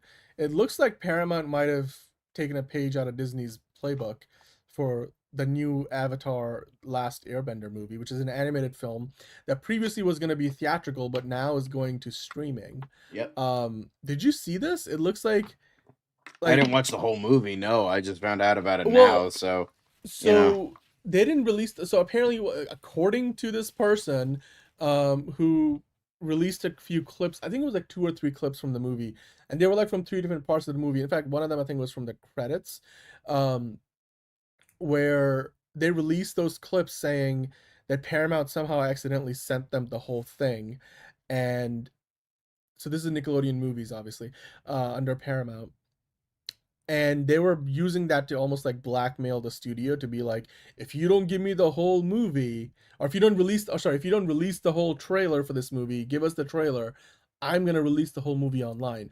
Now, ultimately, those 3 clips got taken down, and the whole movie is not anywhere on the internet. Neither was it ever released on the internet. But those 3 clips still exist because I think they're now on 4chan, and like, so, the internet never forgets. First of all, do you think this is Paramount's like marketing stunt? It's entirely possible. I mean, do you think, based on, if you look in the article here below, the what we know now about the movie is certainly significant. Like, we know Ke-Huy Quan is in the movie, for example. That's something we did not know about about the movie. Dave Bautista obviously is. I think we knew that he was one of the new cast, one of the new voices in the movie. Taika Waititi is also one of the other voices in this. Gross. So So one of the clips showcased the spoiler alert. One of the clips showcased the team Avatar healing an ancient airbender who was trapped in ice, much like Aang was back in the day. And then the second clip, which is from apparently later in the movie, it finds that said airbender attempting to pull a temple from the spirit world into Team Avatar's world, and then alternate versions of Team Avatar characters and a spirit world also feature in that sequence. And then we get a screenshot of the credits, which showcases, like I mentioned, Kehu Kwan is playing Avatar Xian, and Ken Jeong is voicing the infamous Cabbage Merchant. And of course, the ancient airbender. Yeah, the ancient airbender that we met that I just mentioned. That character is named Tugga, and then that's played by Dave Bautista. And then Taika Waititi's spirit world creature is called the Gorilla Wark. A Gorilla Wark. Okay, cool. I mean, John, again, what are your thoughts on this? I mean, is this something that you would be interested in watching now that you've seen I'll watch it. I mean, it's like it's not Korra, thank God. And then, it's, I don't know about the future of it, but it's Aang, it's him as an adult. I'm intrigued with that. The only bad thing about this is that Taika Waititi's is in it, but like outside of that, he's just voicing a character though. Like it's from I know, but I still fucking hate the man. He still sucks. So like, he's still shitty. So, Thank you for the super chats, Justin Geeky Guy. Calling out your opinion in all caps. Taika Waititi is garbage. Okay, if you say so. He's still an Oscar-winning filmmaker, but and I mean, he's not directing or writing this, Adolf Hitler was Man of the Year. All right, like, what are we gonna talk about here? Was he? Oh wow. Okay. Yeah, for Time Magazine back in 1936, I think. Woof. Anyway, anywho. But yeah, let's now we gotta get into the quicker part of the show, and that's quick hits. Let's get into the quick hits. Take us fucking through end the show because I'm tired. Me too. Russo Brothers Agbo studio partners with Sixwa London, and by South that by I mean Southwest South by London? Southwest. How does South by Southwest London make any whatever? It's fine. I'm not gonna worry about the geography. I mean, they're spending all their time in the UK filming the Avengers movies, so you might as well do something with other film entities in the UK. So it makes sense. We'll see what this turns into. But yeah, nice. Luca Guadagnino defends Timothée Chalamet after ballet and opera controversy. I don't understand how one comment can become a planetary polemic. I mean, I can kind of see that. Like, I think like after a while, it kind of went too far. But it's just like funny that a guy in the arts is making fun of the arts and the arts that he's connected to because, family is, ballet dancers. So it was just like kind of one bit of a funny irony after the next. Yeah. But I mean, it's whatever. At the end of the day, who gives a fuck? Yeah. I mean, I think we're kind of past it now. The Oscars are over. You did not win. Better luck next year. Anywho, Ray Fiennes, speaking of people not winning, Ray Fiennes says the ship has sailed for him to reprise a Voldemort role in HBO's Harry Potter series, but Tilda Swinton would be amazing. I don't think that would ever happen, but, could be interesting. I wouldn't mind seeing, I mean, I don't care about the gender swapping. I mean, Tilda Swinton is a great actress, and I guess she's got Ray Fiennes' vote, so you know what? Yeah, if they went in this direction, I would be totally okay with it. But yeah, we know they're not casting for it yet because we don't get to see him until at least the second, third season. So yeah, of the show, that is. Yeah, let's keep going. But next up, Pixar's scrap movie Be Fry or Be Free and the devastating aftermath. Disney reps were like, we can't have a girl power movie. An insider tells The Hollywood Reporter about this animation studio making the rare decision to cancel the feature after years of development. Yeah, I read this story. There's a lot more to it than that, obviously. I mean, I put it in quick hits because it's just CinemaCon week. We're not going to have a ton of time to talk about this. But it just seems like, again, it's the latest example of a Disney movie, whether it's Pixar or Disney. Hello, Monique. How are you doing? Thank you for coming in and joining the show. But yeah, I mean, we've talked about, like, Disney has done this seemingly a lot in recent times, although it just seems to be like, any studio kills probably half a dozen movies, almost every year, if not more. It's just, it feels like there have been some high profile things like this with Disney recently, and the creators behind the movie were really disappointed because they worked on it for several years. But for every movie like this, and as devastating as this was for the creators behind it, there's several others where they go through and completely overhaul it. I'm forgetting the exact one, but there's been like at least 2 other movies that I remember where if you even watch the behind the scenes features on them, the movies came out and were really successful. One of them was Pixar, one of them was a Disney animation movie, and a couple of years into their production cycle, they completely revamped the whole thing, because these animation movies sometimes take 4 or 6 years to make. So you go through a lot of changes in that process. It's just, but this is still disappointing, and I think the reasoning, just it shows maybe some of the executives are now making the best choices of like not understanding the nuances of storytelling. But it's disappointing. The premise of this movie sounded really interesting to me, so I would have liked to see it. Anyway, let's keep going. Anywho.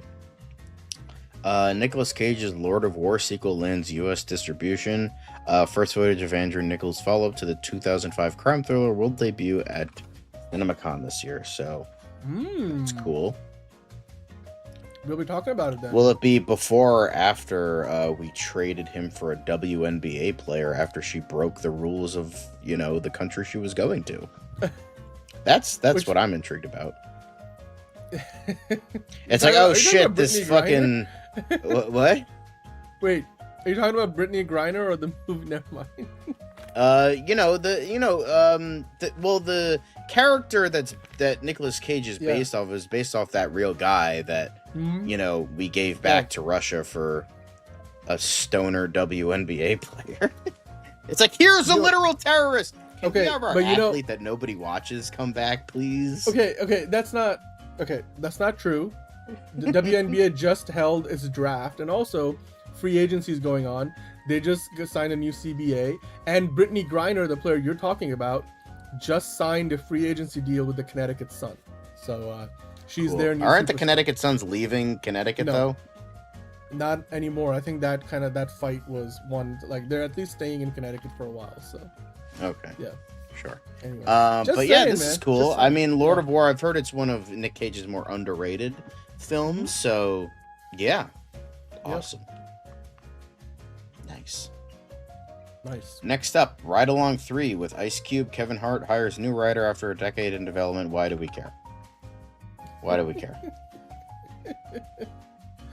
Hey, they got a writer, right? After years of development, we're gonna get another ride along. So, yeah. Yeah, Gattaca was great. Mm-hmm. But then we have 99 Nights in the Forest movie in the works at 20th Century. Okay, so Roblox game is becoming... It's a Roblox game. Yeah, I was going to say, like, it's... Wow, we're really fucking fiending for ideas at this point. Literally, out of all the stuff to adapt, there is a breadth of actual real games you can adapt that are way fucking better than the fucking, game from the pedo site that's in the fucking news lately. So why don't you do one of those? Like, damn, bro. Like, come on. What was the Labubu's? Was that the thing that Sony's working on? We talked about it like a month ago. Yeah, that's the world we live in, John. Are you surprised? I'm not surprised. Labubus aren't even a fucking thing anymore. Nobody cares about Labubus. Sony does, apparently. So it was only a matter of time. The attraction side for what? Okay. Let's keep going. Speaking of people adapting real games, Zach Krieger. In addition to Roy Lee reteaming to produce dark comedy Little One from director Alex Kavutsky, Hammerstone Studios financing. That's cool. All right. Dude, Zach Krieger is probably like the busiest director, filmmaker in Hollywood right now. That man is doing anything and everything inside. Him and who's the one making Werewolf? Robert Eggers. Robert Eggers. These two guys, like, they're doing like 6 different things all at once. And that's great. We'd love to see it. So, anyway. Yes, sirree. Next up, The Rookie, Will Trent renewed at ABC. Cool for those shows. The Burbs also renewed for a season 2 by Peacock. Either it was a 2-season order to begin with, or people actually watch this, which that's surprising. I haven't seen it yet, but it looks actually. I mean, it keeps getting recommended to me on Peacock, so I might as well get to it eventually. So, yeah. Next up, Malcolm in the Middle revival draws 8.1 million views in 3 days to become Disney Plus and / Hulu's top 2026 debut. That's despite like mediocre reviews, because most critics are saying this thing literally did not need to exist. Like there's nothing needs to exist. Every piece of entertainment doesn't need to exist. No, but like they're saying like the story doesn't really justify like it doesn't feel like this needed. But here's the thing: I've anyway. talked to actual fans of the show, and they all loved it. So frankly, critics can suck my dick. Well, that's what I mean. It's like for the fans. It's a nostalgia play. So, yeah. So whatever, it's fine. Mr. and Mrs. Smith, Talia Ryder replaces Sophie Thatcher as season 2 starts production. Okay. So yeah, I remember this show like was in limbo for a while, so they got a new showrunner. Donald Glover was in the first season. Him and I forget the actors who played like the counterpart, the Mrs. Smith. They're actually not even Mr. and Mrs. Smith because they're like two strangers. But the first show won a couple of Emmys, got nominated for like a dozen, and those two actors from the original season 1 are still there. But they got a new showrunner. It's like an anthology show now. It is not going to be filming in New York. It's going to be filming in LA. I was kind of looking forward to seeing Sophie Thatcher in this, but you know what? Talia Ryder is also on a bit of a hot streak. I don't even know who Talia Ryder even is, but good for her. She's in like a dozen different shows. I forget. I mean, I know like the person who's going to be playing opposite her is the guy from Anora, the dude from Anora. And then I looked up her resume. She's mostly like a TV actor, but she's got a decent. She's not done like big franchises, but anyway. Yeah. Anyway, Aaron Kellyman, Tim McGraw joined Kevin Bacon in Hulu drama pilot Southern Bastards. Cool. Alan Ritchson to lead survival competition series for Netflix from Bunim/Murray. Cool. Dan Stevens, Felix Kammerer, and Agnes O'Casey join Legacy of Spies as BBC/MGM Plus John Le Carre series starts. John Le Carre. Ooh. Production. I got MGM Plus. I'll watch it. Yeah, one of the 5 people that do.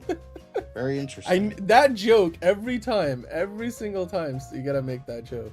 Yeah, because who the fuck has MGM Plus? Who? I do. I want to know if anybody's watching right now. Okay. Anyway.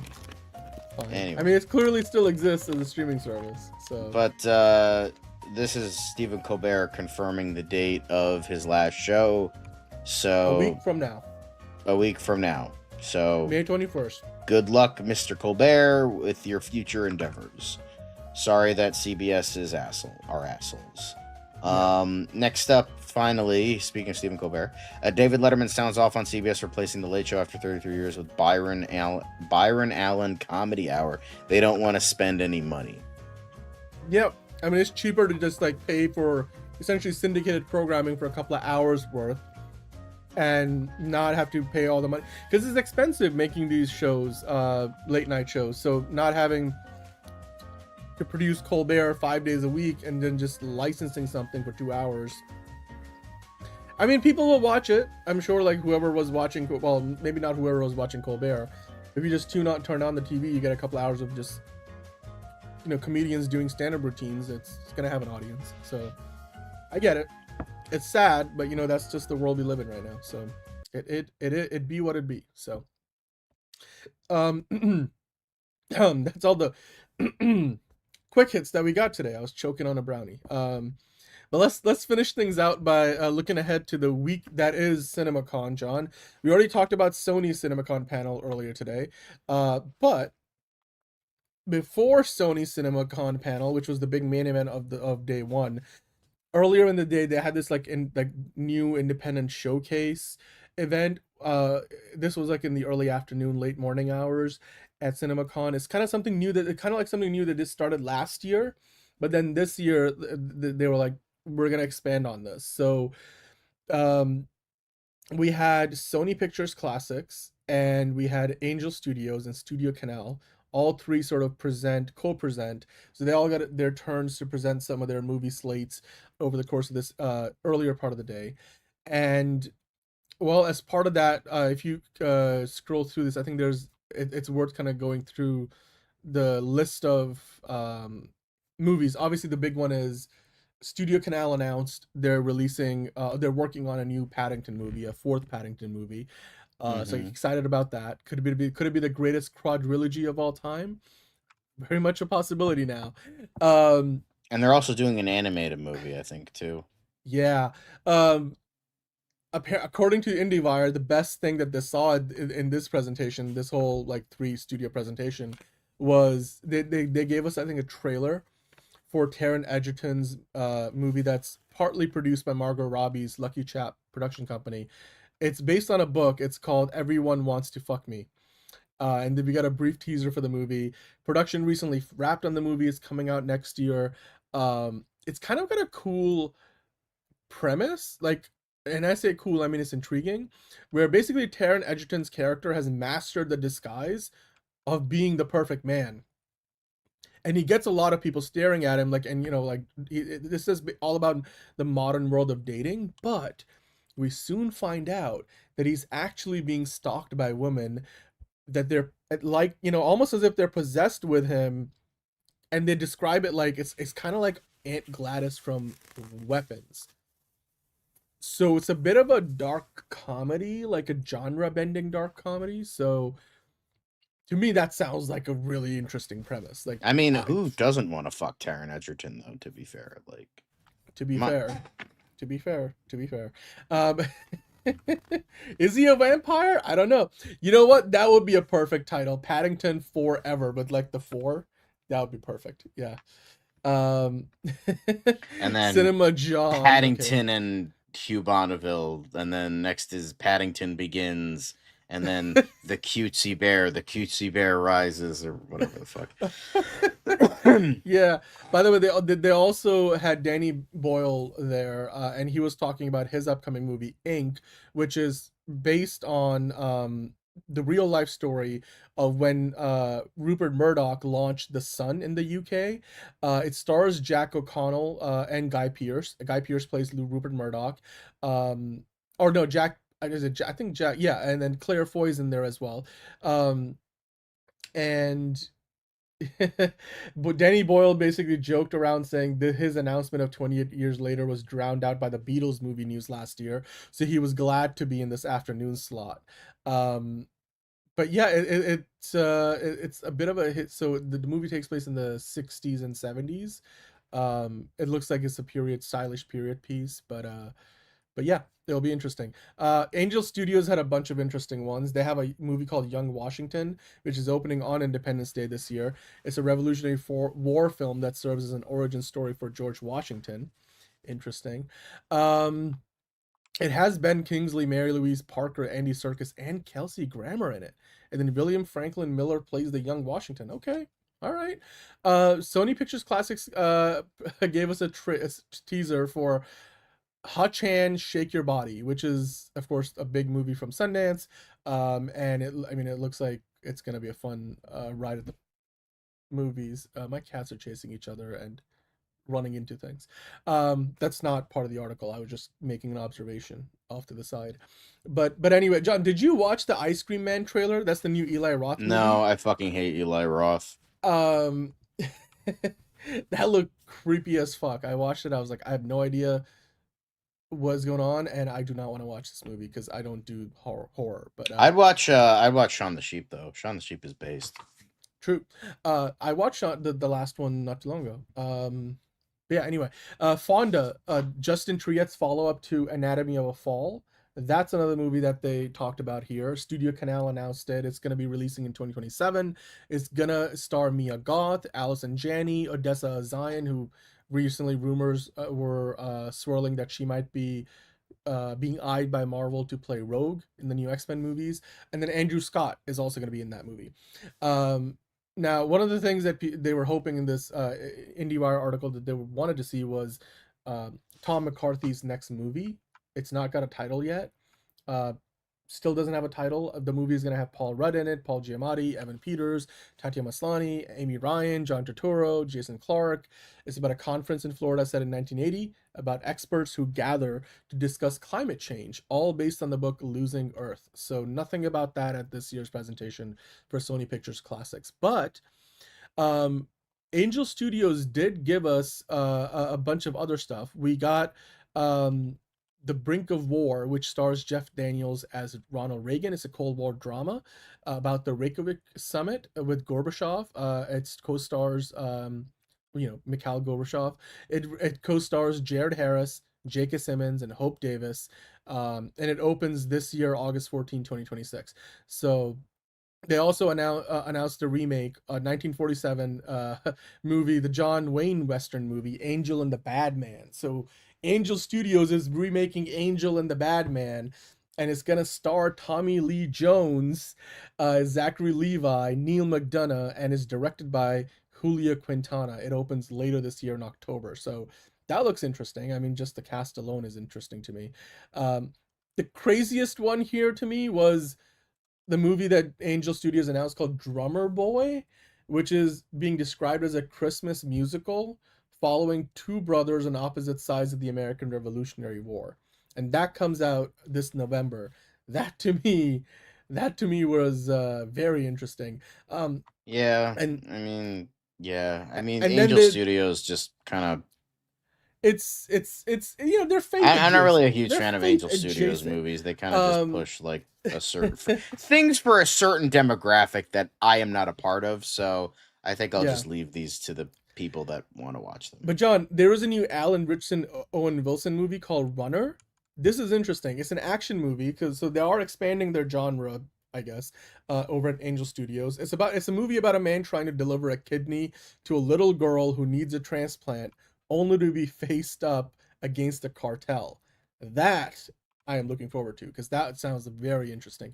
Then a few other things that they mentioned here, which don't really deserve, a full conversation, but Melissa Leo will star in the violent high-stakes action thriller The Mannequin, directed by Sean Byrne, who directed Dangerous Animals. I think Melissa Leo also did something big recently. Didn't she win an award or something? Somebody in the chat might know. She was in a big movie recently. Why am I forgetting? She won was she in a big TV show? Anyway, her name just stood out to me. I was doing a bunch of research today. But then Angel Studios also picked up the previously announced Hershey movie, which you guys can imagine. It's a biopic of the person who founded Hershey. That comes out Thanksgiving of this year, and it stars Finn Wittrock and Alexandra Daddario. Anything with Alexandra Daddario, I will at least give it a shot. Now, James Cameron's Terminator 2 The Judgment Day, or Terminator 2 Judgment Day, will return to theaters for its 35th anniversary this year, so Studio Canal is going to be working on that. So if you guys have never seen it in a movie theater, you can go see it for its 35th anniversary this year. And then Sony Pictures Classics will release David Wayne's Gail Daughtery and The Celebrity Sex Pass on July 10th. They did show a brief teaser for the film, which comes from Sundance. It includes a fortune teller telling Zoe Deutsch's character that she must have sex with John Hamm. That sounds like a good time. SBC will also be re-releasing Train Spotting and a 4K Ultra HD restoration of Jane Campion's The Piano. So there you go. Those were the announcements from that early morning panel at CinemaCon. So yeah, interesting stuff. Any of those things stand out to you particularly? Yeah, a couple things. I definitely Terminator 2 getting re-released. I'd watch the shit out of that. Yeah. Paddington, A Brand New Day. Oh, we gotta do more type. Paddington Forever is giving me Fan 4 Stick flashbacks. Yeah, you're not wrong. Okay. Yeah, Monique has got no interest in Taron Egerton, so maybe Monique wouldn't be dating him in that movie. Paddington 48 years later. Wow. He probably looks the same too 48 years later. Avishkar saying, I heard that Tom Cruise will be president at CinemaCon for Digger. Yes, he will be. Alejandro Inarritu. Why am I mispronouncing his name? Is it No, that sounds Alejandro about right. Inarritu? Yeah, his movie with Tom Cruise, A Digger.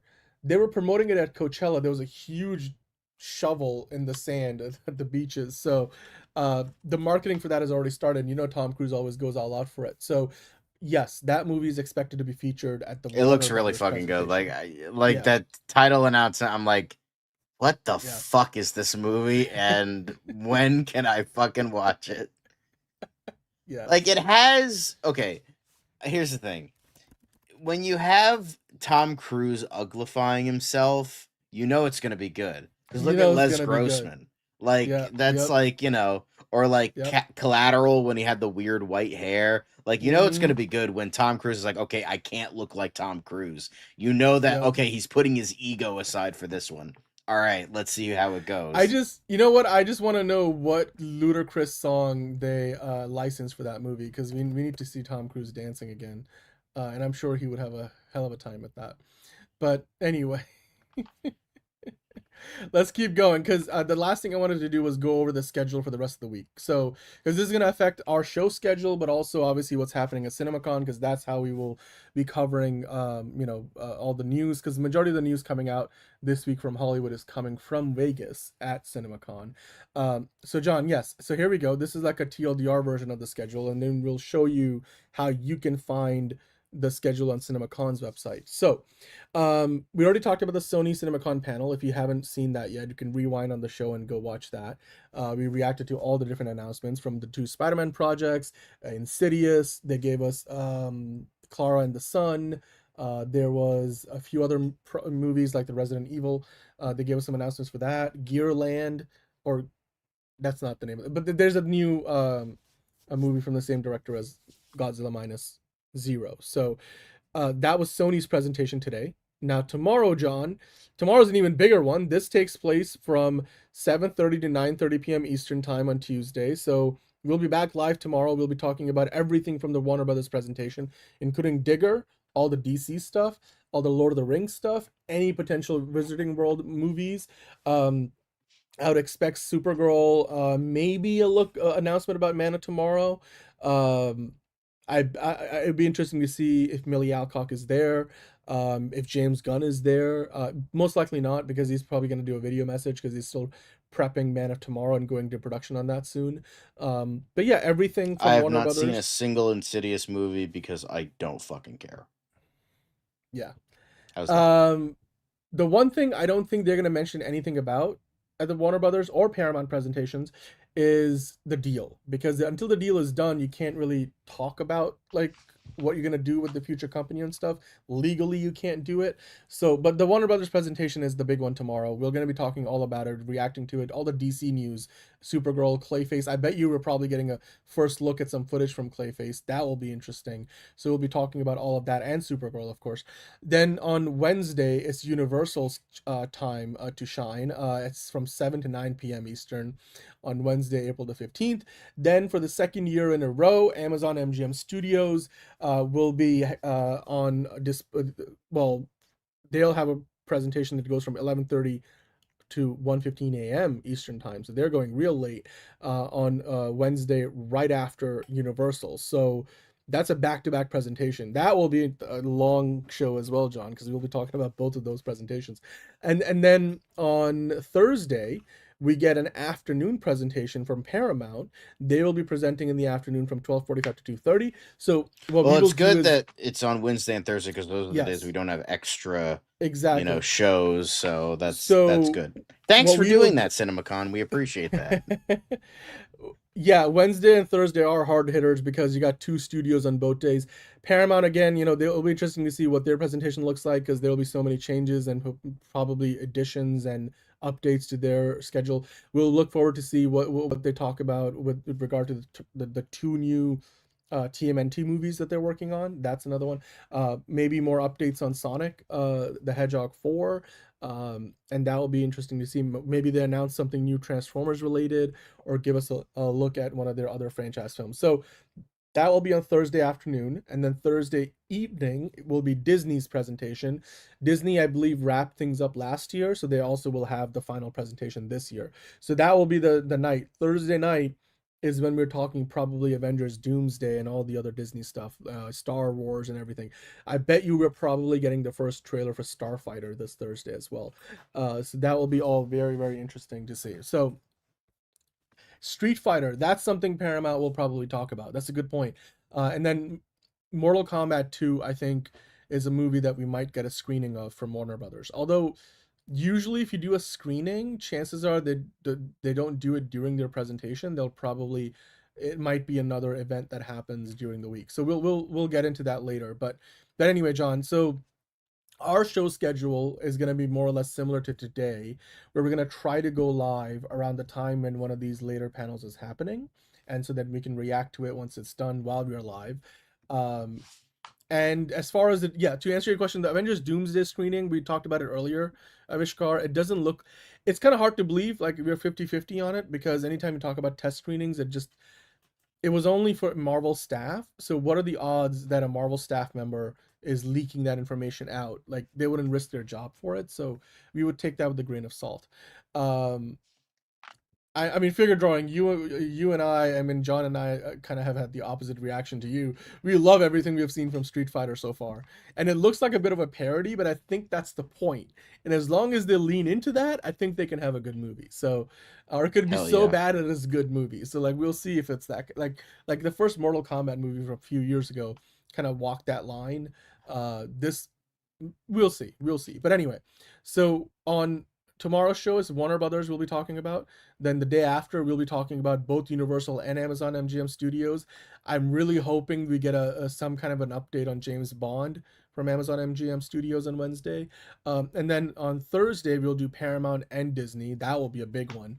So yeah, it'll be interesting to see how it all plays out, John, because there's so much these studios will be talking about. The reason why they don't have a presentation on Fridays, by the way, is because Friday is like the big wrap-up day, and then everybody leaves town. So that's why the last of the presentations happens on a Thursday, in case you are wondering.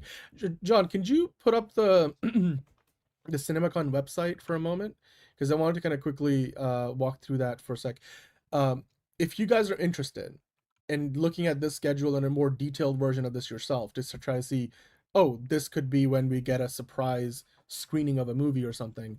If you go to CinemaCon's website, which I'm pretty sure is just cinemacon.com, and then from there you can navigate to schedule of events, and you get to see here there's a much more detailed breakdown of all the different presentations. For example, Neon is also doing a presentation. They have won, plenty of big Oscars over the last 5 or so years. So it looks like they'll be doing a presentation tomorrow as well. So we'll talk about whatever Neon announces.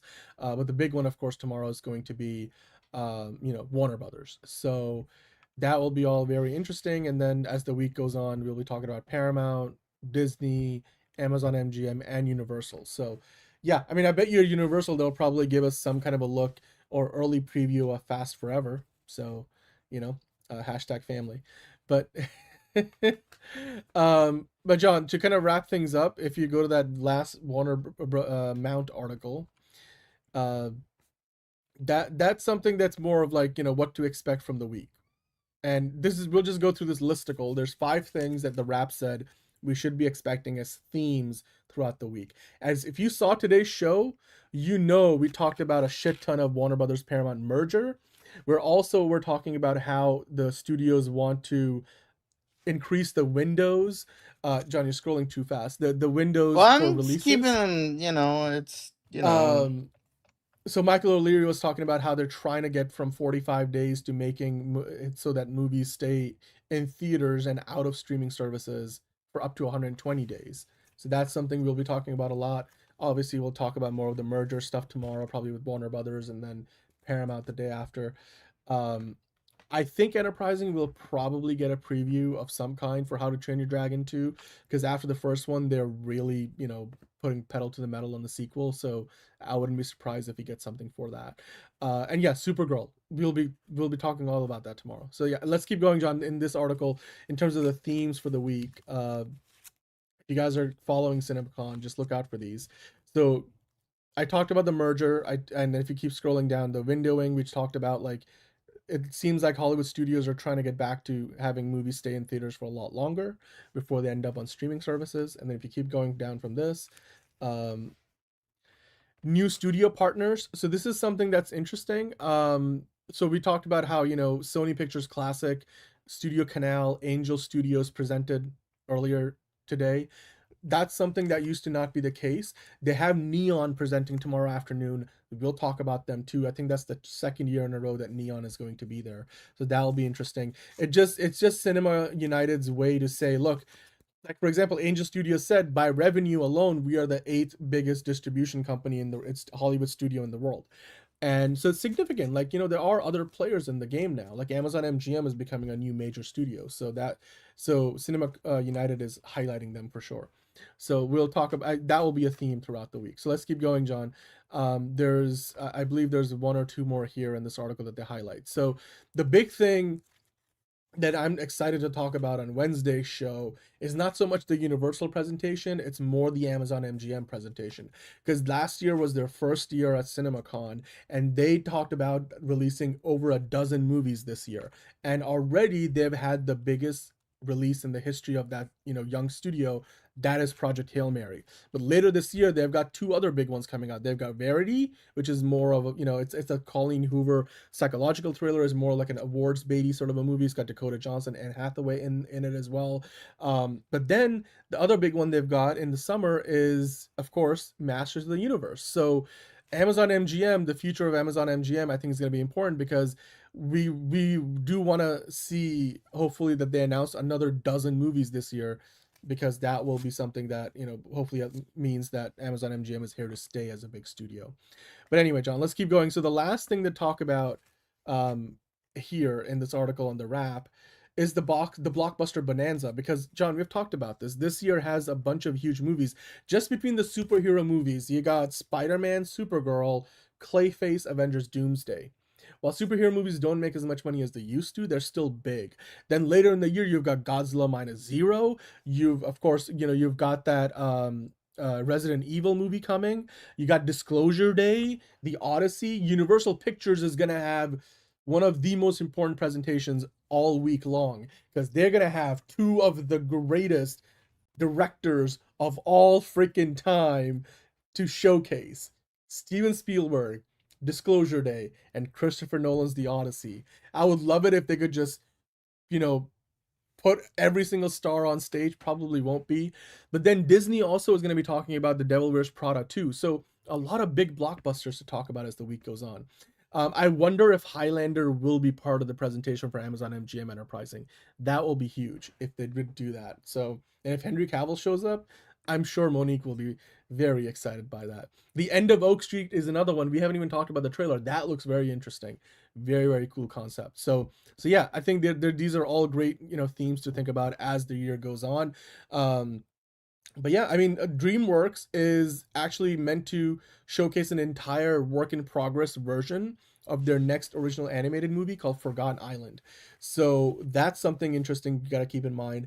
Universal Pictures will also probably showcase Shrek 5. So that's something that I'm really looking forward to. And of course, Disney is expected to showcase some footage from their next original animated film called Hexed. So, and then we mentioned Digger before, so I'm sure that's going to be a big part of Warner Brothers presentation. And then to answer your question, Avishkar, while we're not expected to get a Top Gun 3 update, it feels it's still a little bit too early for that. I would not at all be surprised if we did get maybe the name for Top Gun 3, whether it is Top Gun 3 or Top Gun Forever or whatever, in Top Gun Legacy or something. We'll see. But yeah, Shrek 5. I mean, that movie's coming out in about a year's time, so we're probably gonna get some footage from it. I wouldn't be surprised at all by that. But John, you know what? Let's wrap up on a fun note, shall we?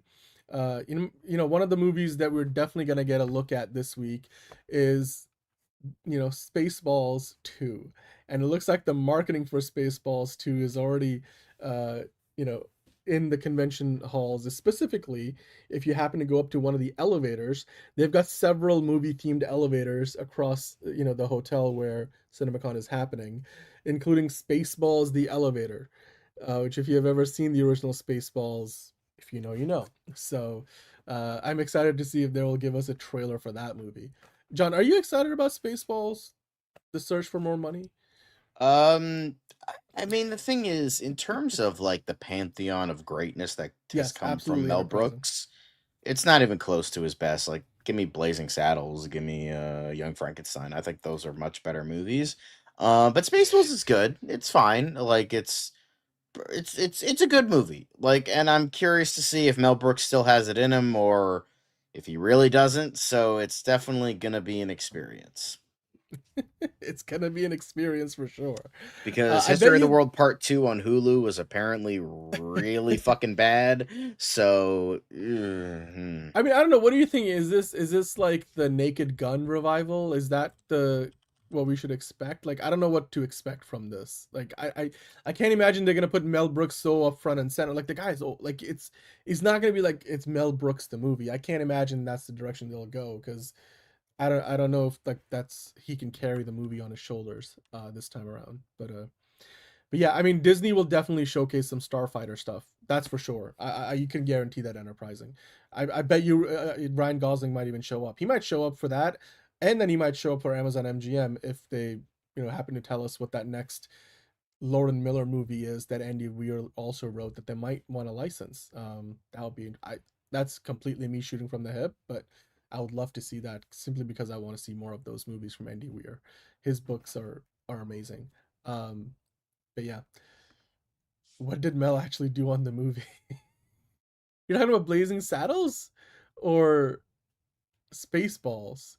I think he's in the movie. I'm pretty sure Mel Brooks. Anyway, John, I think that's about it. That's all we got for today. That was a lot. oh, I feel like where is this it? this. What are you Where looking the fuck for? is the thing? It's right here. I found it. Yeah. Yeah. I feel like we went through more stuff on the longest show that we have done in a long time. Mhm. But I Looks like I'm we're not in for getting a sleep long tonight week. again, folks. Yeah. Well, okay, so tomorrow, just a quick heads up, tomorrow we're gonna start the double show day with Tier List Tuesday. It looks like right now the top 10 Pixar movies is winning the poll, so that most likely ends up being the tier list that we do tomorrow. It's gonna be interesting.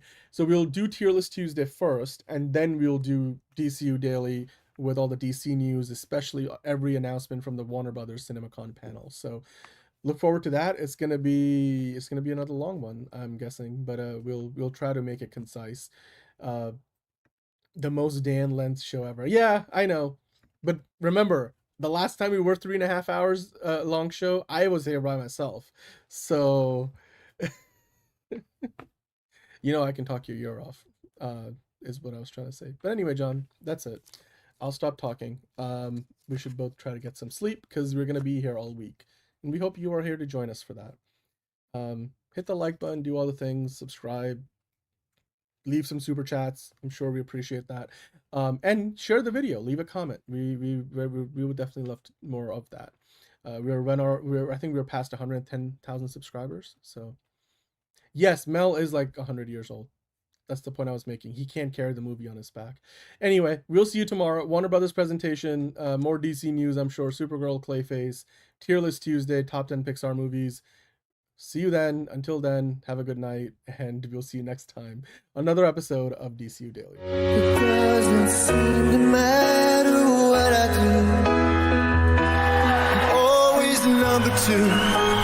All right, Mr. I need to paint my abs on to get nominated. You don't see Robert Downey doing that. You're kidding. Robert You're Downey. kidding. I can't open the envelope without the. Warner Brothers is heading back into the Matrix with a new movie in the works. Wonder what other surprises are in store. I want to be Bruce Wayne. I like that. You're gonna love me. There's the shot right there. That. Okay, we don't need to see Right there. You look ridiculous.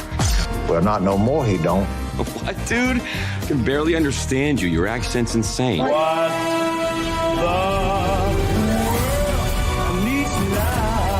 Give me a hand up.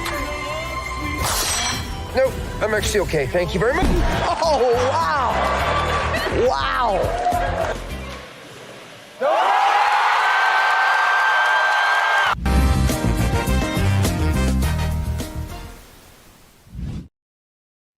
And remember, fuck Tom King, David Ellison, and Jeff Snyder. And also My Time to Shine, too. Fuck them.